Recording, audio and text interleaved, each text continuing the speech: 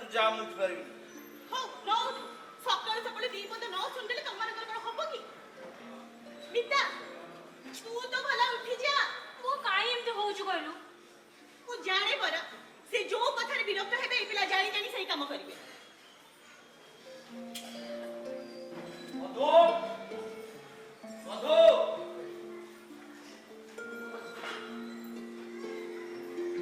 ए मधु हे तो आसिले एई ने बखिबे एगुडा की छुआ हे छथि के जानी तिके साधारण ज्ञान तमन कर नाही सकाळ तिके उठ बोली कहउछथि से एति की तम देहि पालानी किछि हेई पारिबनी बासंती एगुडा को देई शाग भी सिजीवनी बुझिला एगुडा अपराध गुडाक अकाल पुष्पांड गुडाक एगुडा देखु ना एते कहिला परिबे निद भांगुची एई माने पडी पास्ता साग पडिछथि कोडा चाकरी करी चाकरी ए एगुडा को देई चाकरी हुए हां चाकरी आंको पे गजुरुची आउ बुझिला जो माने केबे सकाळू सूर्योदय देखि नांदी सेगुडा को जीवन केबे उन्नति हेलाडी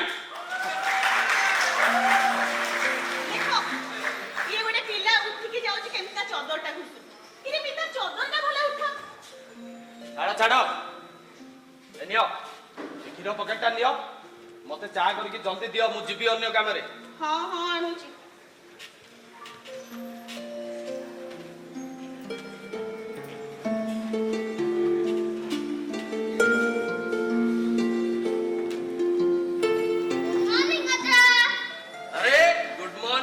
morning Bubun what Aja, one question पचारेबी yes ask me कहबी त अच्छा कहलो अजा सूर्य को दिगरु उदय होंती यही क्वेश्चन तमे गुड मॉर्निंग कहि पारुछ वन क्वेश्चन कहि पारुछ ए साधारण क्वेश्चन तार उत्तर जानि परनो नाही अजा जानि छी जे हेले भूली जाई छी बहुत बढ़िया काम करिछ ए सुनो यदि भूली जाइछ मामू को जाई की पचारु न मामू को हां हाउ जा जा जा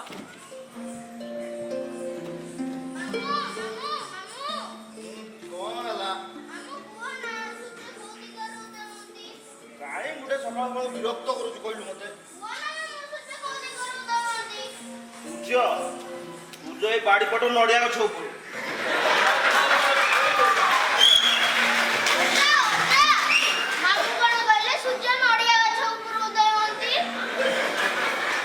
मामू ठीक कथा कहिसंती मामू जते बेले सकाळ उठंती सेते बेले सूर्य नडिया गछ ऊपर थांती तो सेहिति पई जाओ स्कूल रे एई प्रश्न पढिले ओ नडिया गछ ऊपर लिखिले मते फुल मार्क मिलियो त अरे नहीं नहीं नहीं नहीं सेते बेले पूर्व दिग कथा लिखिबू बुझिलु ए नडिया गछ कथा लिखिले सुना पाइबू सुना आ माड़ दीटा भी बाजिबो पुपुन ए पुपुन बुझिलो बाबा पुपुन परीक्षा रे पूर्ण संख्या पाइबा को हेले निजकू मन देई पाठ पढिबा को हुए एमिति मामू को पचारी हबनी बुझि पारिलो पुपुन एई माउसी बहुत व्यस्त गलेनी बुझिला तुमे जाओ जळिखा पत्र सारी जल्दी पाठ पढा रे मन दियो जाओ जाओ हाउ जाओ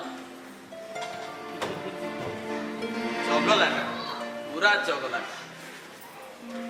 काई की से छुआटा पछरे लागि छ कहलो अरे जेते लागिले कोन होउची एई परा वर्ष वर्ष हलानी मु भूकी होउची सकाळू टिके उठ हेई परला मो कथा केही सुनिले ए घरे जाकू जहा मु कहूची छुआठू बड़ पर्यंत समस्त काने रे जेमती जमा पसुनी सब न सुनला भलिया चली जाउछथि जीपे तो कोन जिबे तो काहे की निजो को पछारु न बासंती पिला को शृंखलित करबा को हेले निजे आगो शृंखला मानिबा को हुए बुझिलो बासंती कोन कहउछ मु विशृंखलित अरे पांच पांचटा छुआ जन्म कर देछ मास शेषरे गंडाई टंका धरि देला परे के कोन खाइला कोन पीला कोन पिंधिला केबे बुझिजो तले से माने काहे की तुमको सुनिबे जे हौ मते न मानिले नाही अनानी तमुक तो मानुचंती रख तमरे से अलना कथा बडा सुनुनी हौ हौ ये मास शेषरे जो ठन ठन मदन गोपालटी तम हाथ को चली जाउची तो सेहिति पाई कि मते केही मानु नांती हौ देखिबा सेटा बंद कर देले ये पिठी रे पड़ियो बाप धन तुमरो ଦେଖିବାନି ସନ୍ତାନ ମଦନ ଗୋପାଳଟ ପାଇଁ ସବୁ ଏତେ ଧନ୍ଦା। ସେତିକି ଗପ ନିଅ ଚା ବିକି କୁଆଡେ ଯିବ କହୁଥିଲ ପରା। କଣ ଚା ମୋ ପାଇଁ? ଆଉ କଣ ଗାଁ ବାଲାଙ୍କ ପାଇଁ? ନାଇଁ ମୋର ତ କାହିଁ ବିଶ୍ୱାସ ହଉନି। ମାନେ ଚାହାଟା ଏତେ ଜଲ୍ଦି ଅୟୋ ମୁଁ କେତେ ଦିନ ଧରିକି ଭୁକି ହଉଥିବି ଚାହା ଟିକେ ଜଲ୍ଦି ଦିଅ ଜମା ଚାହା ଆସେନି। ଆଜି ମୋ ପାଟିରୁ କଥା ସରିନି ଚାହା ଆସି ହାଜର। ବଡ ଆଶ୍ଚର୍ଯ୍ୟ। ଓହୋ ତମେ ତ ଚା ପିଇବା ଲୋକ ଏଥିରେ ଆଶ୍ଚର୍ଯ୍ୟ ହବାରେ କଣ ଅଛି? ଆଉ କହିଲେ ହବ? ବୁଝିଲ ବାସନ୍ତୀ, ବହୁତ ଦିନ ପରେ ଦୀର୍ଘ ଦିନ ପରେ ଇଏ ମୋର ଗୋଟେ ସୌଭାଗ୍ୟର ଦିନ ବୋଲି ମତେ ଭାବି ନେବାକୁ ପଡିବ। ବୁଝିଲ ମୁଁ ୟାକୁ କେମିତି ଭୁଲିଯିବି ଯେ? ନ ଭୁଲିଲେ ନାହିଁ। ଚା ବିକି କୁଆଡେ ଯିବ କହୁଥିଲ ଯାଅ, ଛୁଟି ଦିନ ପରେ ବହୁତ କାମ।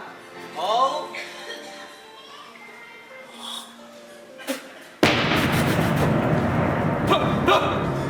ବାସନ୍ତୀ କଣ ହେଲା? ଲୁଣ ପଡିନି? ତମ ମୁଣ୍ଡ ଗଣ୍ଠିଟା ପଡିଛି। अयो ମୁଁ ଗୋଟେ ଡାଇବେଟିସ୍ ପେସେଣ୍ଟ, ତମେ ଇଏ ଚାହା ବଦଳରେ ମତେ ଶିରା ଗୁଡା ପାଣି ଦଉଛ? ସିରା? ନୁହେଁ ତ କଣ? ପିଇକି ଥରେ ଦେଖ। ୟାକୁ ତମେ ତିଆରି କରିଥିଲ ଟି? ମାନେ ହଁ। ହଁ ଅୟୋ ତମକୁ କେତେ ଥର ମୁଁ କହିଲି ତମେ ଚାହା ବଦଳରେ ମତେ ଶିରା ଗୁଡାକ ଦଉଛ? ମତେ କଣ ମାରିବ? ନାଇଁ ବାପା, ବୋଉର ସେଥିରେ କିଛି ଦୋଷ ନାହିଁ। ମୁଁ ମୋ ପାଇଁ ଚା ଟିକେ ତିଆରି କରୁଥିଲି ତ, କାଳେ ତମର ଡେରି ହେଇଯିବ ଭାବିକି ତମ ପାଇଁ ସେଇଥିରୁ ଟିକେ ପଠେଇଦେଲି ଆଉ। ପିତା ଚାହା ତିଆରି କରିଛି ବୋଲି କହୁଛି, ଏଇନା କଣ କହୁଥିଲ ତୁମେ ଚାହା ତିଆରି କରିଛ ବୋଲି? ମୁଁ ବୁଝିପାରୁନି ବାସନ୍ତୀ, ସକାଳୁ ସାମାନ୍ୟ ଚାହା କପଟେ ପାଇଁ ତମମାନଙ୍କର ଏତେ ଅବହେଳା। ମୁଁ କଣ ମୂଲ୍ୟହୀନ ହେଇପାରିଲି? ମୋ ରୁଚି ଅରୁଚିରେ ଏ ଘରେ କାହାର କଣ କିଛି ଗୁରୁତ୍ୱ ନାହିଁ? ମୁଁ କଣ ଅପଦାର୍ଥ? ଅଲୋଡ଼ା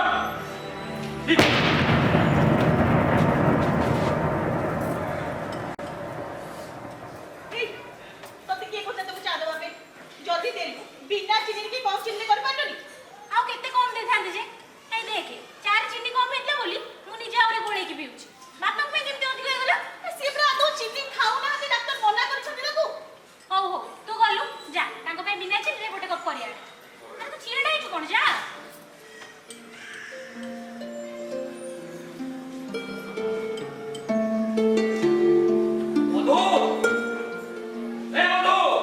ଏ ମା, ବାପା ପୁଣି ଇଆଡେ ଆସିଲେ, ଦେଖିଲେ ରାଉ ରାଉ ହେବେ।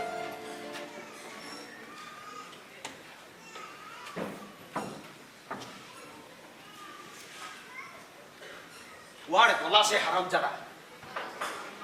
ମଧୁ, ଏ ମଧୁ! ଆଜ୍ଞା ବାବୁ ଯାଉଛି।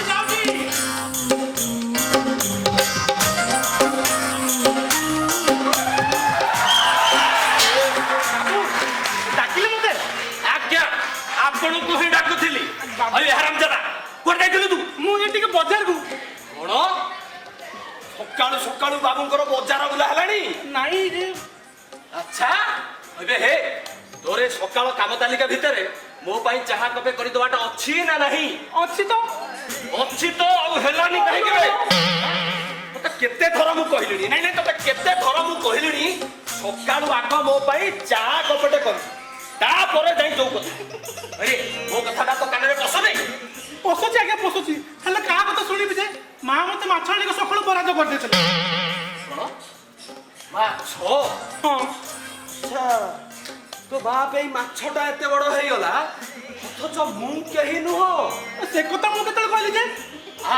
ତାହେଲେ ମାଛ ଆଣି ଘରେ ଯାଇ ମୁଁ ଟିକେ ବାହାରକୁ ଯାଇଥିଲି, ମଧୁ ବୋଲି ଆପଣ ଡାକ ଶୁଭିଲା, ଏଇ ସାଙ୍ଗେ ସାଙ୍ଗେ ଆପଣଙ୍କ ହାଜର ହେଇଗଲି। ଚୁପ କର। ଗଣି 100 ଥର ଉଠ। ଗୋଟେ ଭୁଲ ହେଲେ ତ ଚାକିରି ଗୋଲ କରିଦେବି। ନାଇଁ ବାବୁ। ଆବେ ବାବୁ ନୁହେଁ ବେ, ମୁଁ ତ ମୁନିବ ତୋନରତା। ଆଜ୍ଞା ତତେ ମାରି ବି ପାରେ, ତତେ ତାରି ବି ପାରେ। ହଁ। ଏ ଝିଅଟା କଣ ହେଇଛି? ଉଠ ବସ। ହଉଛି ଉଠ ବସ। ଉଠ ବସ।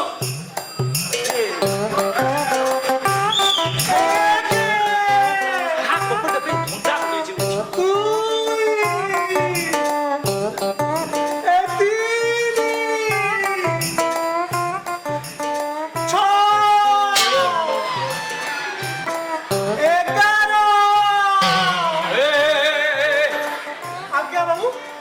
କୋଉଠି ପାଠ ପଢୁଛୁ? ମୁଁ ପାଠ କୋଉ ସ୍କୁଲରେ ପାଠ ପଢୁଛୁ? ନାଇଁ ପାଠ କୋଉ ମାଷ୍ଟର ସେ ତତେ କହୁନ କହିବେ? 4 6 11 ଆଉ ଥରେ ମୂଳରୁ ଉଠି ବସ। ହଁ, ହଁ। ଏଣିକି ଭୁଲ କଲେ ପୁଣି ଆରମ୍ଭ କରିବି। ହଁ। ରହିଲା ଆଜ୍ଞା। ଆରମ୍ଭ କର। ଏକ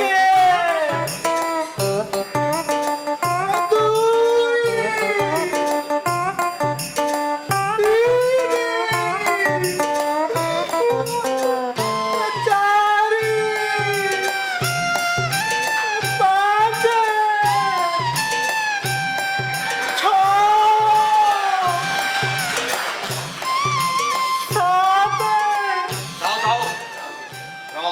ବାବୁ ରେ ମଧୁ ଆଜ୍ଞା ବାବୁ ମୋ ମସ୍ତ ବଡ଼ ଭୁଲ ହେଇଗଲା ରେ। ତତେ ମୁଁ କଷ୍ଟ ଦେଲି ରେ। ନାଇଁ ବାବୁ ସବୁ ଭୁଲ ମୋର ମୁଁ ଗୋଟେ ଅପଦାର୍ଥ ଅକର୍ମା ମୋରି ପାଇଁ ଆପଣ ଯାହା ହଇରାଣ ହଉଛନ୍ତି। ନାଇଁ ନାଇଁ ତୋ ପାଇଁ କାହିଁ ମୁଁ ହଇରାଣ ହେବି? ହଇରାଣ ହବାଟା ତ ମୋ ଭାଗ୍ୟରେ ଲେଖା ରେ। ଇଏ ଆପଣ କଣ କହୁଛନ୍ତି ବାବୁ? ହଇରାଣ ହବାଟା ତ ମୋ ଭାଗ୍ୟରେ ଲେଖା। ନାଇଁ ବାବୁ ଆରେ ଯାହା ହାତ ଧରି ବାହା ହେଇଥିଲି ସିଏ ଯେତେବେଳେ ଚାହା କପଟେ ପାଇଁ ହତାଦର କଲାଣି ମୁଁ ଆଉ କାହା ଦୋଷ ଦେବି? ସବୁ ମୋରି କପାଳ। ନାଇଁ ସବୁ ବାବୁ ମୋରି କପାଳ। ସବୁ ମୋ କପାଳ ବାବୁ ମୁଁ ଏ ମାରଣ ଖାଇ କହୁଛି ମାଙ୍କ କଥା ବୁଝିବା ପୂର୍ବରୁ ଆଗେ ମୁଁ ଆପଣଙ୍କ କଥା ବୁଝିବି। ସତ କହୁଛୁ ତୁ? ହଁ ବାବୁ ସତ କହୁଛୁ ତ? ହଁ ବାବୁ ପାରିବୁ ତ? ହଁ ବାବୁ ନିଶ୍ଚୟ ପାରିବି। ତାହେଲେ ଶୁଣୁ ଆଜ୍ଞା ଚୁରୁନାରେ ମଧୁ ହଁ ଏ ଘରେ ତୋ ଛଡା ମୋର ଆଉ ଆପଣାର କିଏ ଅଛି? ହଁ? ବହୁତ ଦିନ ହେଲାଣି ମୁଁ ଅନୁଭବ କଲିଣି ବାବୁ ଏ ଘରେ ମତେ ସମସ୍ତେ ଗୋଟେ ଫୁଟା ମାଟିଆ ଭଳି ବ୍ୟବହାର କରୁଛନ୍ତି। ବାବୁ ମୁଁ ଭୀଷଣ ଅସହାୟରେ ମୁଁ ଭୀଷଣ ଅସହାୟ। ବାବୁ ଆପଣ ଜମାରେ ବ୍ୟସ୍ତ ହୁଅନ୍ତୁନି ମୋ ଉପରେ ଭରସା ରଖନ୍ତୁ ମୁଁ ବଞ୍ଚିଥିବା ଯାଏ ଆପଣ ସବୁ ସୁବିଧା ଅସୁବିଧା ମୁଁ ବୁଝିବି। ଗୁଡ୍ ଆଜ୍ଞା ଭେରି ଗୁଡ୍। ଆଜ୍ଞା ଏତେବେଳେ ମୁଁ ଯାଇକି ଟିକେ ଆଶ୍ୱସ୍ତ ହେଲି। ହଁ ଆଚ୍ଛା ଶୁଣୁ ଆଜ୍ଞା ସକାଳୁ ପହରୁ ପାଟିଟା ବନ୍ଦ ହେଇଗଲା। ଆଜି ଭଲସେ ଚାହା କପେଟେ ପିଆ ହେଇନି। ଯା ଗୋଟେ ଚାହା କପେ ମୋ ପାଇଁ ଆଗ କରି ଆଣିବୁ। ଯା ଯା ହଁ ବାବୁ ଯା ମୁଁ ଏବେ ଯାଉଛି ଚାହା କପଟେ। ଆପଣଙ୍କ ପାଇଁ ଗୋଟେ ବଢିଆ ଫାର୍ଷ୍ଟ କ୍ଲାସ୍ ଚାଟ୍ କରି ଯାଉଛି। ଯା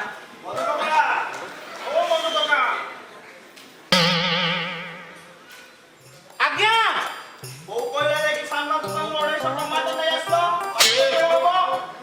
ଚା ଟମାଟୋ ଟମାଟୋ ଚା ଭଲ ପାଲା ଲାଗିଛି ଘରେ। ହଁ ମା ଆଣିଲୁ ଟମାଟୋ। ଯାଉଛି ଯାଉଛି ଭଲ ମୁଁ ବଧୁ କୁଆଡେ ଯାଉଛୁ?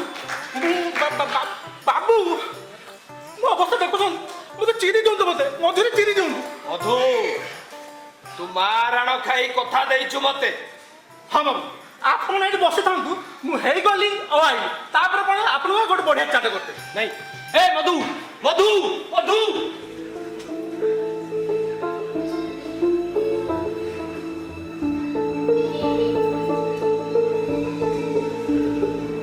ଶେଷରେ ଏ ମଧୁଟା ବି ମତେ ଧୋକା ଦେଲା।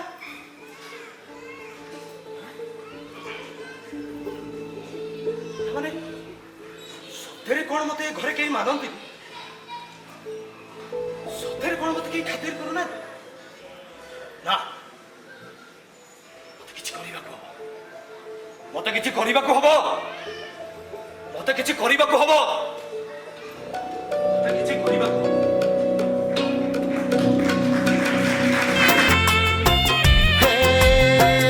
ଗାଉଛି ମୁଁ କାହା ପାଇଁ କାହିଁକି ବା ଜାଣେ ନା କିଏ ଶୁଣି ଝୁମି ଯାଏ କିଏ ପୁଣି ଶୁଣେ ନା ମୋ ଗୀତର ସୁରେ ସୁରେ ଲେଖା କାହା ଠିକଣା ପଚାରିଲେ ମନ କହେ ମତେ ଆଜି ଅଜଣା ଏ ଜୀବନ ଏମିତି ଜଣା ଖେଳଟିଏ ରେ ହାରିବାକୁ ହେଲେ ବି ଖେଳିବାକୁ ହୁଏ ରେ ହାରୁ ହାରୁ କିଏ ପୁଣି କେବେ ଜିତି ଯାଏ ରେ ହେ ହେ ହେ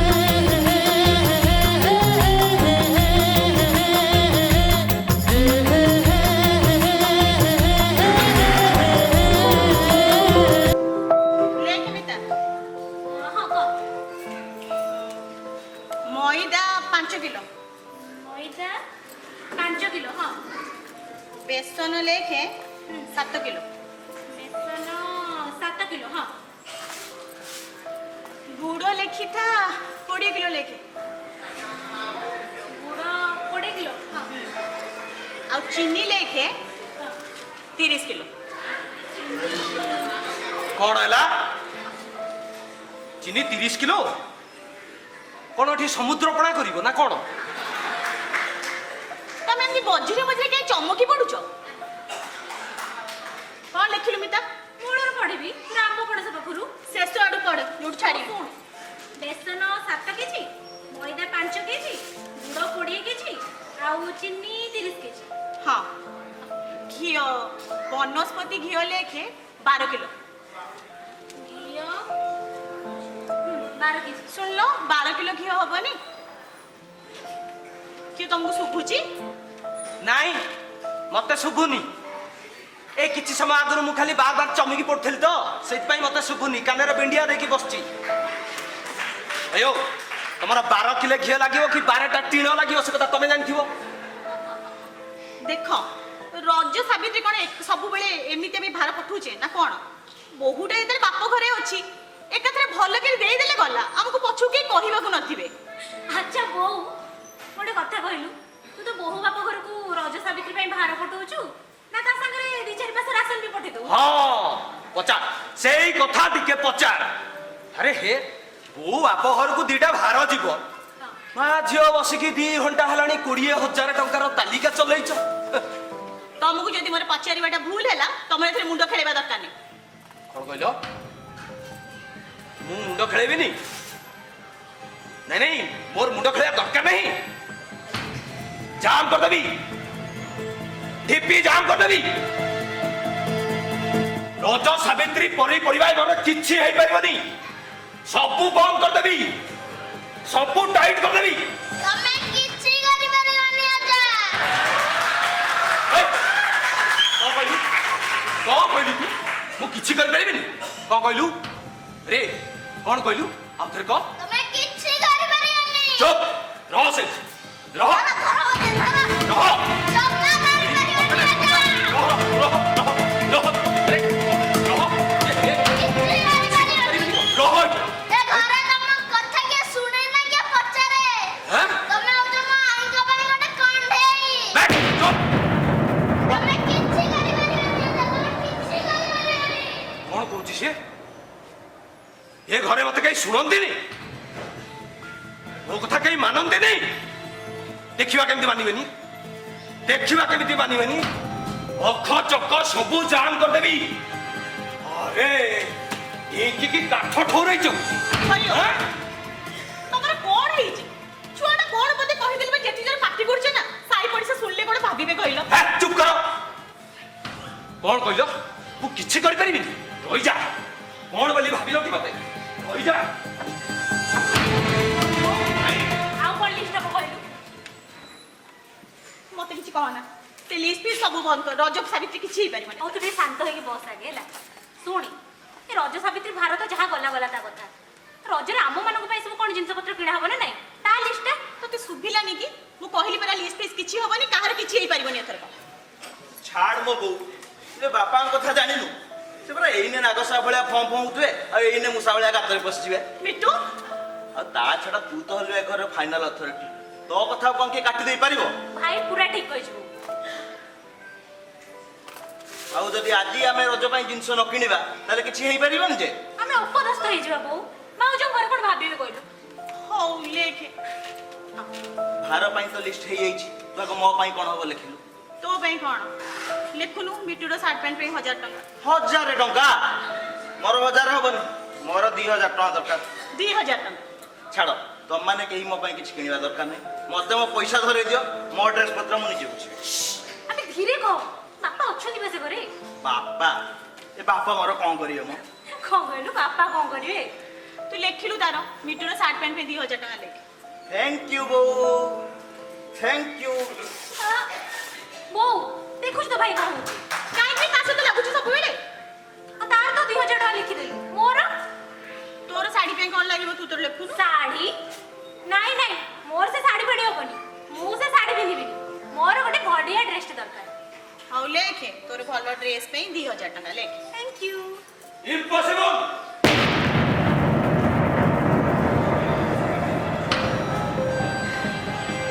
ହେଇପାରିବନି। ତମ ଫାଜିଲାମି ସବୁ ଗୋଟେ ମୁହୂର୍ତ୍ତରେ ଛଡେଇଦେବି। କଣ ଭାବିଲ କି ମନ ଇଚ୍ଛା ଯାହା ନାହିଁ ତାହା କରିଯିବ? ମୁଁ କଣ ଏ ଘରେ କେହି ନୁହଁ? ମତେ ପଚାରିବନି। ବାବୁ ଏ ପେପର ବିଲ୍ वाले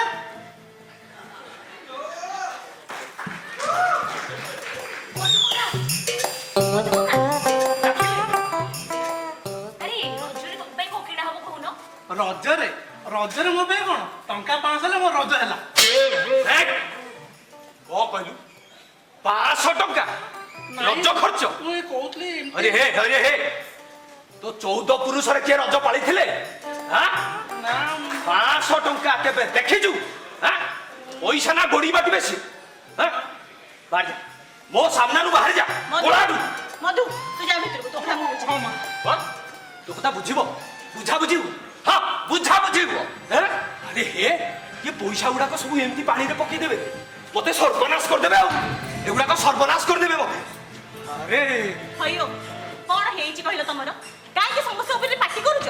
तमे कोन पार्टी दुडो कले एमती खर्च काट कर दबो ना कोन? अरे खर्च काट तापे को एस्टिमेट बनै छ तुमे? हैं ଏମିତି ବି ଏଷ୍ଟିମେଟ୍ ରୁ ଏକ୍ସପେଣ୍ଡିଚର ତ ସବୁବେଳେ ଅଧିକ ହବ ହିଁ ହବ। अच्छा ଆଉ ତା ଛଡା ମୁଖ୍ୟମନ୍ତ୍ରୀ ଯେତେବେଳେ ଆମ ସପୋର୍ଟରେ ଆମକୁ ଫେଷ୍ଟିଭାଲ ଆଡଭାନ୍ସ ବି ମିଳିବ ନା କଣ କହୁଛନ୍ତି? कौन मुख्यमंत्री? ସାନ ଭାଇ ଜମା ଭୁଲ କହିନି ବାପା। ସେମିତି ଦେଖିବାକୁ ଗଲେ ଖାଲି ଅର୍ଥ ବିଭାଗ ଛଡା ତମ ହାତରେ ଆଉ କି କ୍ଷମତା ଅଛି? ତା ଛଡା ବୋଉର ପୋର୍ଟଫୋଲିଓଟା ତମ ପୋର୍ଟଫୋଲିଓ ଠାରୁ ଢେର ଲମ୍ବା। ରାଇଟ୍ ରାଜସ୍ୱଠୁ ଆରମ୍ଭ କରି ଶିକ୍ଷା ସ୍ୱାସ୍ଥ୍ୟ ଆଇନ ପର୍ଯ୍ୟଟନ ଏମିତି ବି ଡିଫେନ୍ସ ବି ତ ବୋଉ ହାତରେ। ଅତଏ ବୋଉ ଏ ଘରର ଚିଫ୍ ମିନିଷ୍ଟର ଆଉ ତମେ ହଉଛ ତାର ଅଧସ୍ତନ ଅର୍ଥମନ୍ତ୍ରୀ। ବାଃ କଣ କହିଲୁ ମିତା? ଆଚ୍ଛା ବାପା ଚିଫ୍ ମିନିଷ୍ଟର ଯେତେବେଳେ ଇଣ୍ଟରେଷ୍ଟେଡ ଦିଅ ମାଲଟା ବଢେଇ ଦଉନ ରଜ ପାଖେଇ ଆସିଲାଣି ପା। चुप ओहो तमे रहिलो पिला माने सेदी बापा मांगु पैसा न पे केते प्रकार अभिनय करन ये कोन नुआ कथा? କଣ ହେଲା ଆମେ ଅଭିନୟ କରୁଛୁ? मिटू तू बेसी बदमाश हेलुनी भीतर को जा भीतर को। ହଉ ତବ ଆଜ୍ଞା ଶିରୋଧାର୍ଯ୍ୟ ଆସୁଛି ମୁଁ। मिटा तू भी भीतर को जा। तमे बसिनो मधु ए मधु आगे मां जाऊंगी प्लीज तू पानी बोतल डाल लो। हां मां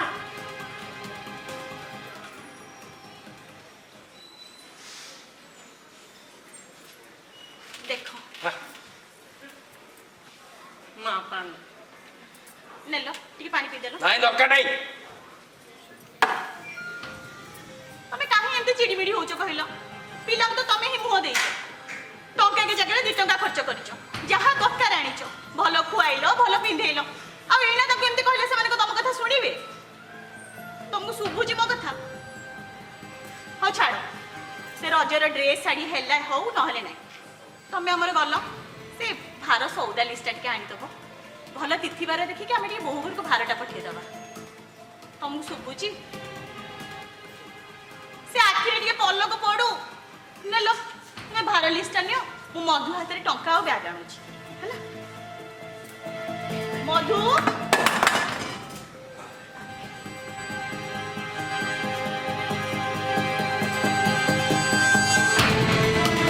ए मधु आगे मां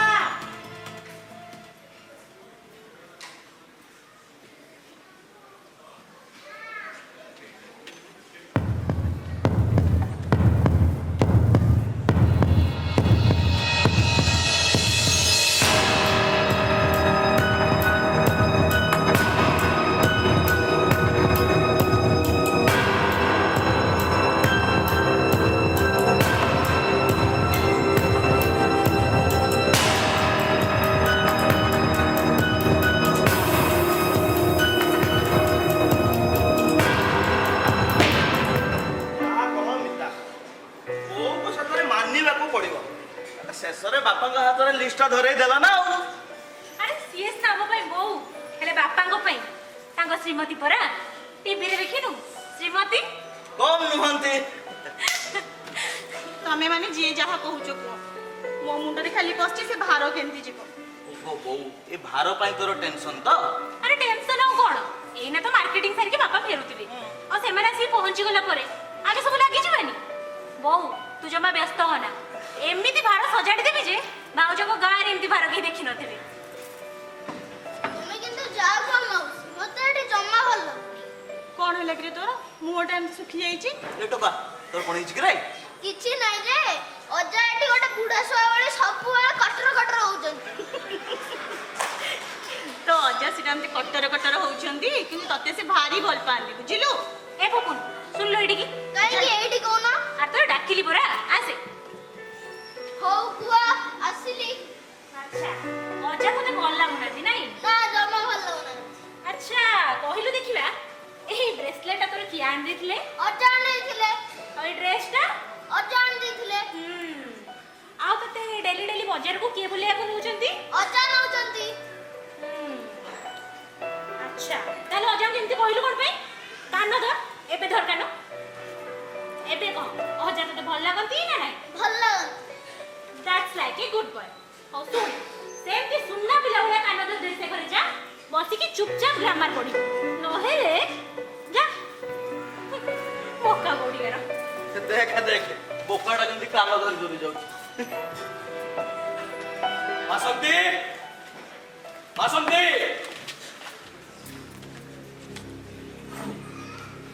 ହ୍ୟାଲୋ ହ୍ୟାଲୋ, ତମେ ପରା ସଉଦା ଆଣିବାକୁ ଯାଇଥିଲ, କଣ ମାର୍କେଟ ବନ୍ଦ? ଏତେ ଜଲ୍ଦି ପଳେଇ ଆସିଲ? କଣ ପଚାରୁଛି ପରା ମୁଁ ତମକୁ? ମଧୁ, ଏ ମଧୁ,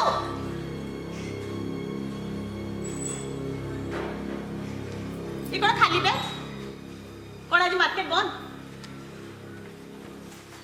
ମଧୁ, ମୁଁ କଣ ପଚାରୁଛି ତତେ? क्यों बसी पड़ला कौन? मु कोन पचारछि परा। हेलो के सुनो? हां हां हां हां ए मिता सागर କଥା हबो त? ए मिता तो संग फोन करछि आस। ହଁ ହଁ ଦେ। एक रो एटी के आस। ଟିକେ ରଖ ରଖ ଏ ବାପା କଣ ପାଇଁ ଡାକେ? କଣ ହେଲା କି ବାପା? बस एडी बस। କହୁନା। ମୋ ସହିତ ମୋର ଆଜି ଗୋଟେ ଗୁରୁତ୍ୱପୂର୍ଣ୍ଣ କଥା ଅଛି। ଗୁରୁତ୍ୱପୂର୍ଣ୍ଣ? ହଁ, ତୁମକୁ ଆଜି ତୁମ ଅନ୍ତର ଖୋଲି କହିବାକୁ ପଡିବ। ଅନ୍ତର କଥା? ମାନେ ଗୋଟେ ସତ କଥା କହିବାକୁ ପଡିବ। କଥାଟା ହେଲା, ତୁମେ କାହାକୁ ବେଶୀ ଭଲ ପାଅ? ତମ ବୋଉକୁ ନା ବାପାକୁ? Don't laugh. Don't laugh. I am serious. क्यों एकदम serious. तमर मुंडा फुंडा खराब हो जाईछि? तमे तो जाइछो सौदा आनिया, अधा बाटू फेरी के छोटे तामसा लगेछो। चुप करो। ମୁଁ ମୋ ପିଲାମାନଙ୍କ ସହିତ ଆଲୋଚନା କରୁଛି, ତମେ ଆଧରେ ପଶିବାକୁ ଚେଷ୍ଟା କରନି। ପିତା ତୁ କହ, ତୋ ବାପା ଭଲ, ତୋ ବୋଉ? ବାପା ମୁଁ ମାନେ କହିବୁନି ତ? ଏ ରହ ରହ ରହ ରହ ରହ ରହ ତୁ କୁଆଡେ ଯାଉଛୁ? ଏତେ ଦିନ ପରେ ଗୋଟେ ଘରେ ଭଲ ଡିସ୍କସନ ହଉଛି, ତୁ ନହେଲେ କଣ ମଜା ଆସିବ? ଆଚ୍ଛା ବାପା, ଆମେ ଯଦି କହୁ ବୋଉ ଭଲ ବୋଲି? ଚୁପ କର। Idiot. ଆମେ କହିକି ସମସ୍ତଙ୍କୁ ତୋ ଭିତରେ କାହିଁ ସାମିଲ କରୁଛୁ? ଆରେ ତୁ ତ ନିଜସ୍ୱ ମତ ଦଉନୁ। କିରେ ମିତା, ତୋ ନା ପଚାରୁଛି କଣ? ବାପା ମୁଁ ପରେ କହିବି ବାପା। କଣ କହିଲୁ? ପରେ କହିବୁ? ହଉ ବିଟୁ, ଏବେ ତୁ କହ। ମୁଁ ତ କହିଲି ବୋଉ ଭଲ ବୋଲି, ତମେ କଣ ଆଉ ଥରେ ପଚାରିକି ମତେ ବାୟାସ କରିବା ପାଇଁ ଚେଷ୍ଟା କରୁଛ ନା କଣ? ବାୟାସ କରିବାକୁ ଚେଷ୍ଟା କରୁଛି ତ? ପିତା ଶୁଣୁଛୁ କଣ କହୁଛି ସେ? କଣ ମୁଁ ଶୁଣିବି? ଯୋଉ କଥା କିଛି ଅର୍ଥ ନାହିଁ, ତମେ ଯଦି ସେମିତି ଗୋଟେ କଥାକୁ ଏତେ ସିରିୟସଲି ଆଲୋଚନା କରିବ, ତାହେଲେ ମୁଁ କହିବି। କହୁନୁ କହ, ରହିଗଲୁ କାହିଁକି? ଆଚ୍ଛା ବାପା, ତମେ କଣ ସତରେ ଆଜି ଜାଣିପାରିଲନି ଆମେ କାହାକୁ ବେଶୀ ଭଲ ପାଉ ବୋଲି? ଆରେ ଜାଣିଛି ଜାଣିଛି, ତମମାନଙ୍କର ଏ ଯୋଉ ଛଳନାରେ ନା ମୋର ଭାରି ସନ୍ଦେହ ହୁଏ। ସେଥିପାଇଁ ମୁଁ ଆଜି ସ୍ପଷ୍ଟ ଜାଣିବାକୁ ଚାହୁଁଛି। ତାହେଲେ କଣ ଏବେ তুমি ଭୋଟଟା କରିବ ନା? Yes!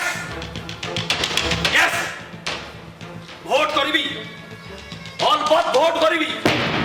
ତା ପାଇଁ ମୁଁ ଭୋଟ କରିବି, ଦରକାର ପଡ଼ିଲେ ସିକ୍ରେଟ ବାଲଟ ବି କରାଇବି। ବାପା ଚିହ୍ନ ଦିଟା କଣ କହୁନାହାନ୍ତି ଏବେଠୁ ପ୍ରଚାର କାମରେ ଲାଗିଯିବା। ଆରେ ଚିହ୍ନ ଆଉ କଣ, ଜଣଙ୍କର ସାରୁ ଗଛ ହେଲେ ଆଉ ଜଣଙ୍କର ବେଙ୍ଗ କରିଦେବା ଆଉ। ବଢିଆ ଆଉ ଭଲ କଥାଟେ କହିଲୁ ମିତା। କେମିତି? ଆରେ ଦି ଜଣ ପରସ୍ପରର ପରିପୂରକ, ଯିଏ ଜିତିଲେ ବି ଦି ଜଣଙ୍କର ଲାଭ। ପରସ୍ପର ପରିପୂରକ, ପୁରା ଠିକ ବୁଝିଛୁ ଆଉ। ମାନେ ସାରୁ ଗଛ ମୂଳେ ବେଙ୍ଗ। ତାହେଲେ ବାପା ଡେରି କାହିଁକି, ହେଇଯାଉ ଗୋଟେ ଭୋଟ। ହେଲେ ବାପା, ଆମର ବଡ଼ ଭାଇ, ମଝିଆ ଭାଇ, ଆମ ଭାଉଜ, ସ୍ମିତା ବାପା, ପବନ ଭାଇ, ଏମାନେ ଯେତେବେଳେ ଘରେ ନାହାନ୍ତି ଆଜି ଆଉ ନା ନା ନା, ଆଜି ଭୋଟ ହବ, ଆଜି ଅଲବତ ଭୋଟ ହବ। ମୁଁ ଏଇନେ ସମସ୍ତଙ୍କୁ ଫୋନ କରି ଡାକିବି, ଆଉ ଯିଏ ନ ଆସିବ ସେ ମୋ ମଲା ମୁହଁ ଦେଖିବ। ଅಯ್ୟୋ, ତମର କଣ ମୁଣ୍ଡ ଫୁଣ୍ଡ ଖରାପ ହେଇଯାଇଛି? ହଁ ହଁ, ମୋ ମୁଣ୍ଡ ଖରାପ ହେଇଯାଇଛି। यार असल कारण हो तो तुम्हें वो रिटायरमेंट सेतिकी पाखे पाखे आसुची, वो विरुद्ध रे तुम चक्रांत सेतिकी बड़ी बड़ी चली जी। ମୁଁ ତୁମକୁ କଦାପି ଛାଡ଼ିବିନି। ଏ ଘରୁ ମୋର ପ୍ରଭୁତ୍ୱ ତୁମେ ମୂଳ ଉତ୍ପାଟନ କରିବା ପୂର୍ବରୁ ମୁଁ ତୁମ ଚେରକୁ କାଟି ଟିକ୍ ଟିକ୍ କରି ଦେଇଥିବି। ଅପେକ୍ଷା କର। ସମସ୍ତଙ୍କୁ ଫୋନ କରି ଡାକୁଛି। ମିତା, ବୁଝିଲୁ ମିତା, ଅର୍ଥମନ୍ତ୍ରୀ ଏବେ ପୁରା କ୍ଷୁବ୍ଧ। ଅତ୍ୟଧିକ ଅର୍ଥନୈତିକ ଚାପ, ଫାଇନାନ୍ସିଆଲ ବର୍ଡନ ଯୋଗୁ ଶିବ ପୁରା ମହାକାଳ ପାଲଟି ଗଲେ। ଚାଲ ଆମେ ଏଠୁ ପଳେଇବା, ଚାଲ ଚାଲ।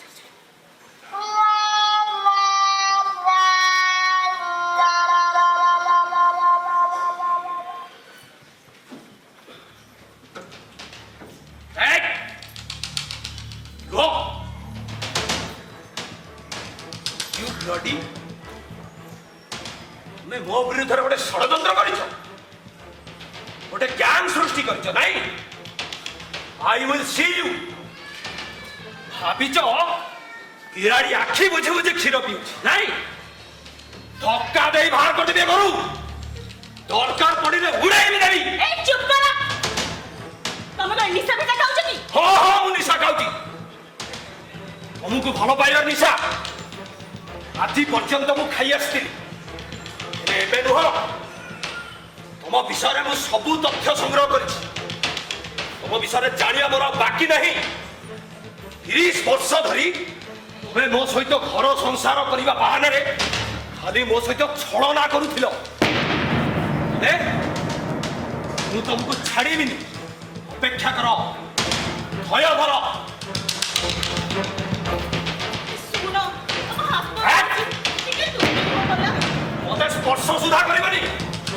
ତମ ମୁହଁ ଦେଖିବାକୁ ଚାହେଁ, ତମ ଛାଇ ମାରିବାକୁ ବି ମୁଁ ଘୃଣା କରେ।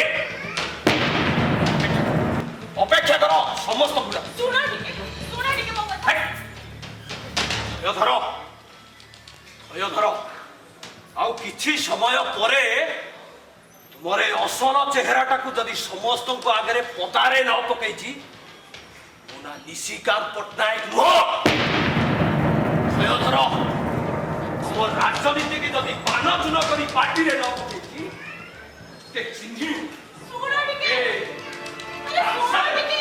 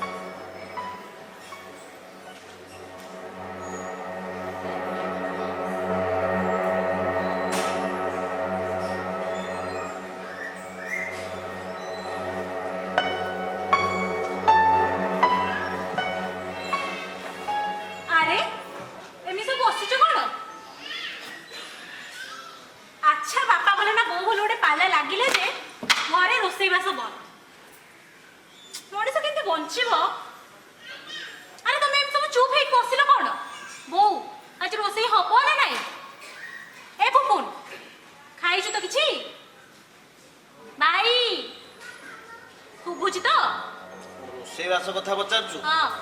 କିଛି ହେଇପାରିବନି। ତୁ ତ ବାପାଙ୍କ କଥା ଜାଣିଛୁ, ଏଇ ଛୋଟ କଥାଟାକୁ ନେଇକି ଯେମିତି ସେ ଝଡ଼ ସୃଷ୍ଟି କଲେଣି ଦେଖିଛୁଟି। ଝଡ଼ ପୁଣି କ'ଣ ହେଲା? କ'ଣ ଆଉ ହବ? ଆରେ ତୁ କଲେଜ ପଳେଇଲା ପରେ ବୋଉ ରୋଷେଇ କରିବା ପାଇଁ ବାହାରିଲା।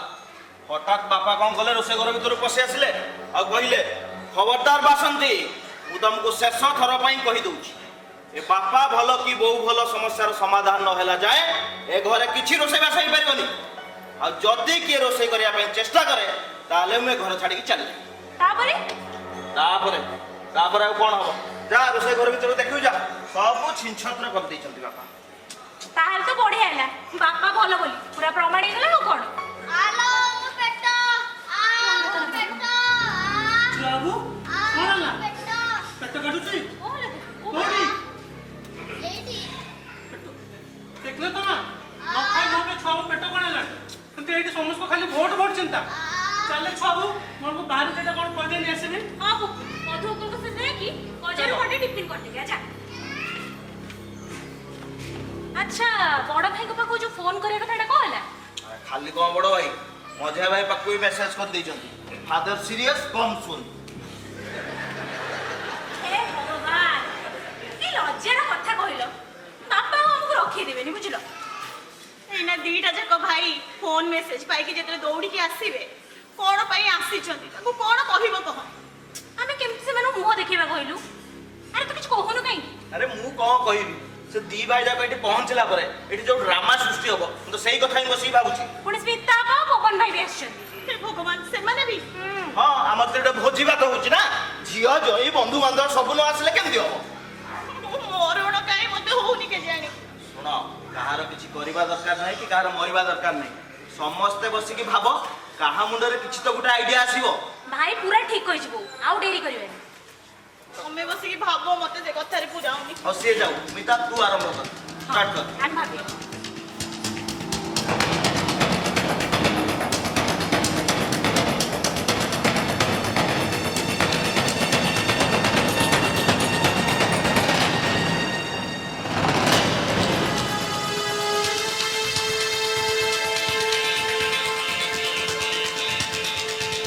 ଆଇଡିଆ ଆଇଡିଆ ଭାଇ, ମୁଁ କ'ଣ ହେଲା? ଭାବୁଛି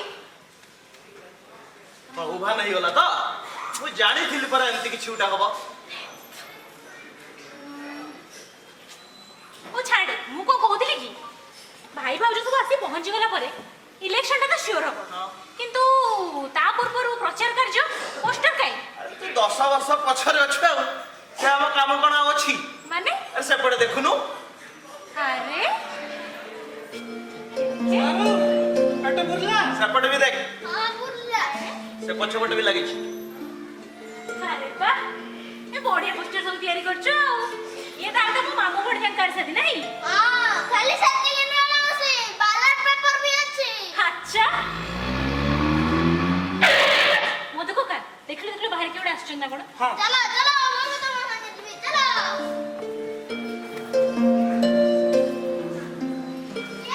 ଡ୍ୟାଡି, ମାଉସୀ ମାଉସୀ, ଡ୍ୟାଡି ଆସିଛନ୍ତି। ଡ୍ୟାଡି କି ମିଟୁ, ଜୟକୁ ଆସିଲେଣି, କ'ଣ କରିବା? ତୁ ବ୍ୟସ୍ତ କାହିଁକି ହଉଛୁ? ମୁଁ ଗୋଟେ ଡିସାଇଡ୍ କରିବାନି। ମିତା, ତୁ କବାଟଟା ଭିତରୁ ଗୋଟେ ବନ୍ଦ କରିଦେ। ଆରେ ମଧୁ କାକା, ଭାଇ କାହାନ୍ତି? ବାବୁ ଗାଡି ପାର୍କ କରୁଛନ୍ତି। ଆରେ ଭାଇ ନମସ୍କାର। ନମସ୍କାର। ଆସନ୍ତୁ ଆସନ୍ତୁ, ଭିତରକୁ ଆସନ୍ତୁ।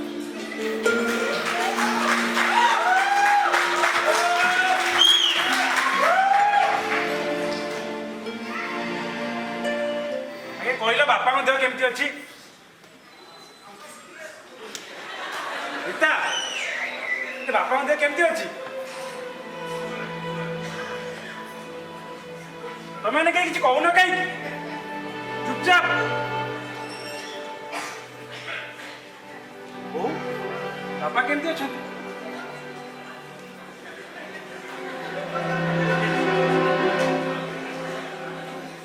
ଆରେ କଥା କ'ଣ କେହି କିଛି କହୁନ କାହିଁକି? ଆରେ ପଚାରୁଛି ପରା, ବାପା କେମିତି ଅଛନ୍ତି? ଏମିତି ହୁଙ୍କା ଭଳିଆ କ'ଣ ଠିଆ ହେଇଛ?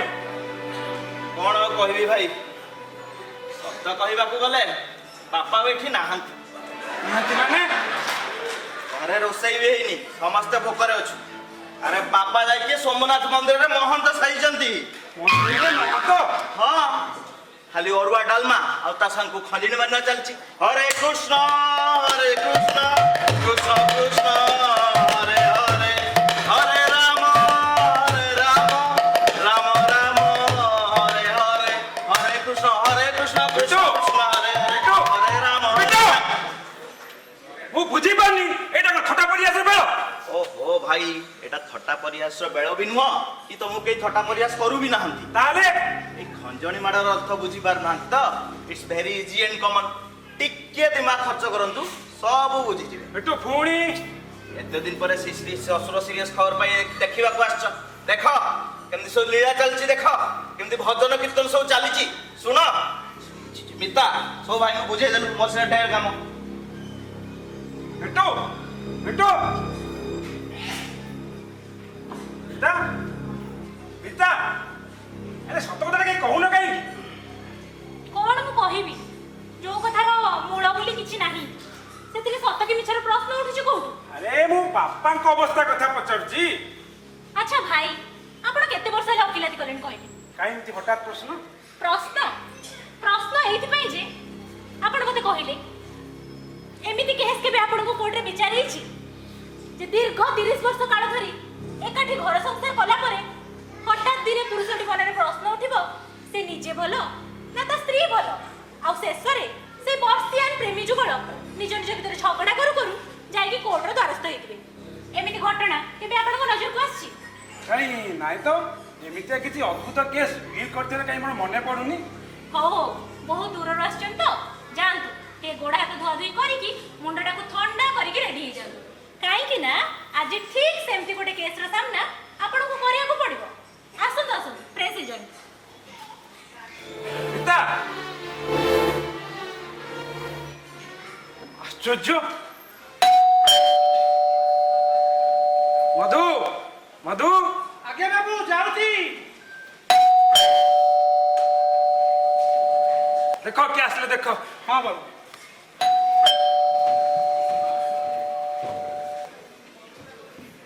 ବାବୁ ଜୁହାର। ଆରେ ଜୁହାର ଜୁହାର।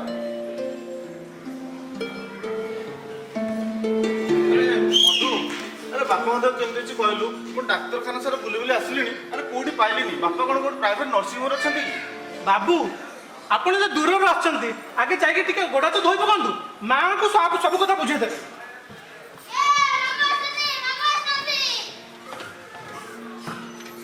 ଆରେ ଗୋପନ, ଆରେ ଅଜା କେମିତି ଅଛନ୍ତି କହିଲୁ? ତମେ ଆଗ କହିଲ ମାମୁଁ, ତମେ ଏକା ଆସିଛ ନା ମାଇଁ ବି ଆସିଛନ୍ତି? ଆରେ ମାଇଁ ପଛରେ ଆସିବେ। ତୁ କହିଲୁ ଅଜା କୋଉଠି ଅଛନ୍ତି? ଅଜା ଯାଇକି ମନ୍ଦିରରେ। ମନ୍ଦିରରେ? ହଁ, ବାବାଜୀ ଏବେ କୀର୍ତ୍ତନ ଅଭ୍ୟାସ କରୁଛନ୍ତି। ତମେ ଆଗ ଦେଖିଲ ମାମୁଁ, ଏଇ ପୋଷ୍ଟର ସବୁ ମୁଁ ତିଆରି କରିଛି।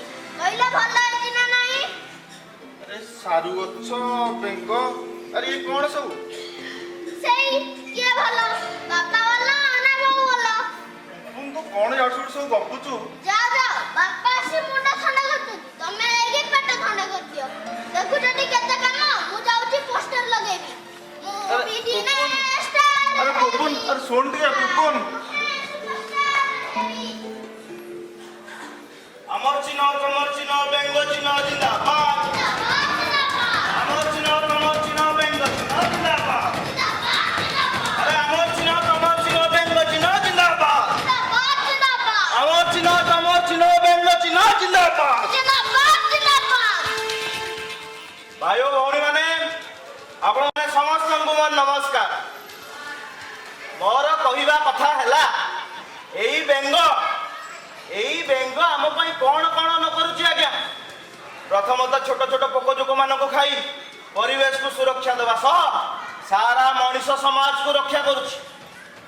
ଖାଲି ଦେଶ ନୁହେଁ ଆଜ୍ଞା, ଏ ସମଗ୍ର ପୃଥିବୀକୁ ବିକାଶ ପଥରେ ଆଗେଇ ନେବାରେ ଏଇ ବେଙ୍ଗ ହିଁ ମୁଖ୍ୟ କର୍ଣ୍ଣଧାର ସାଜିଛି।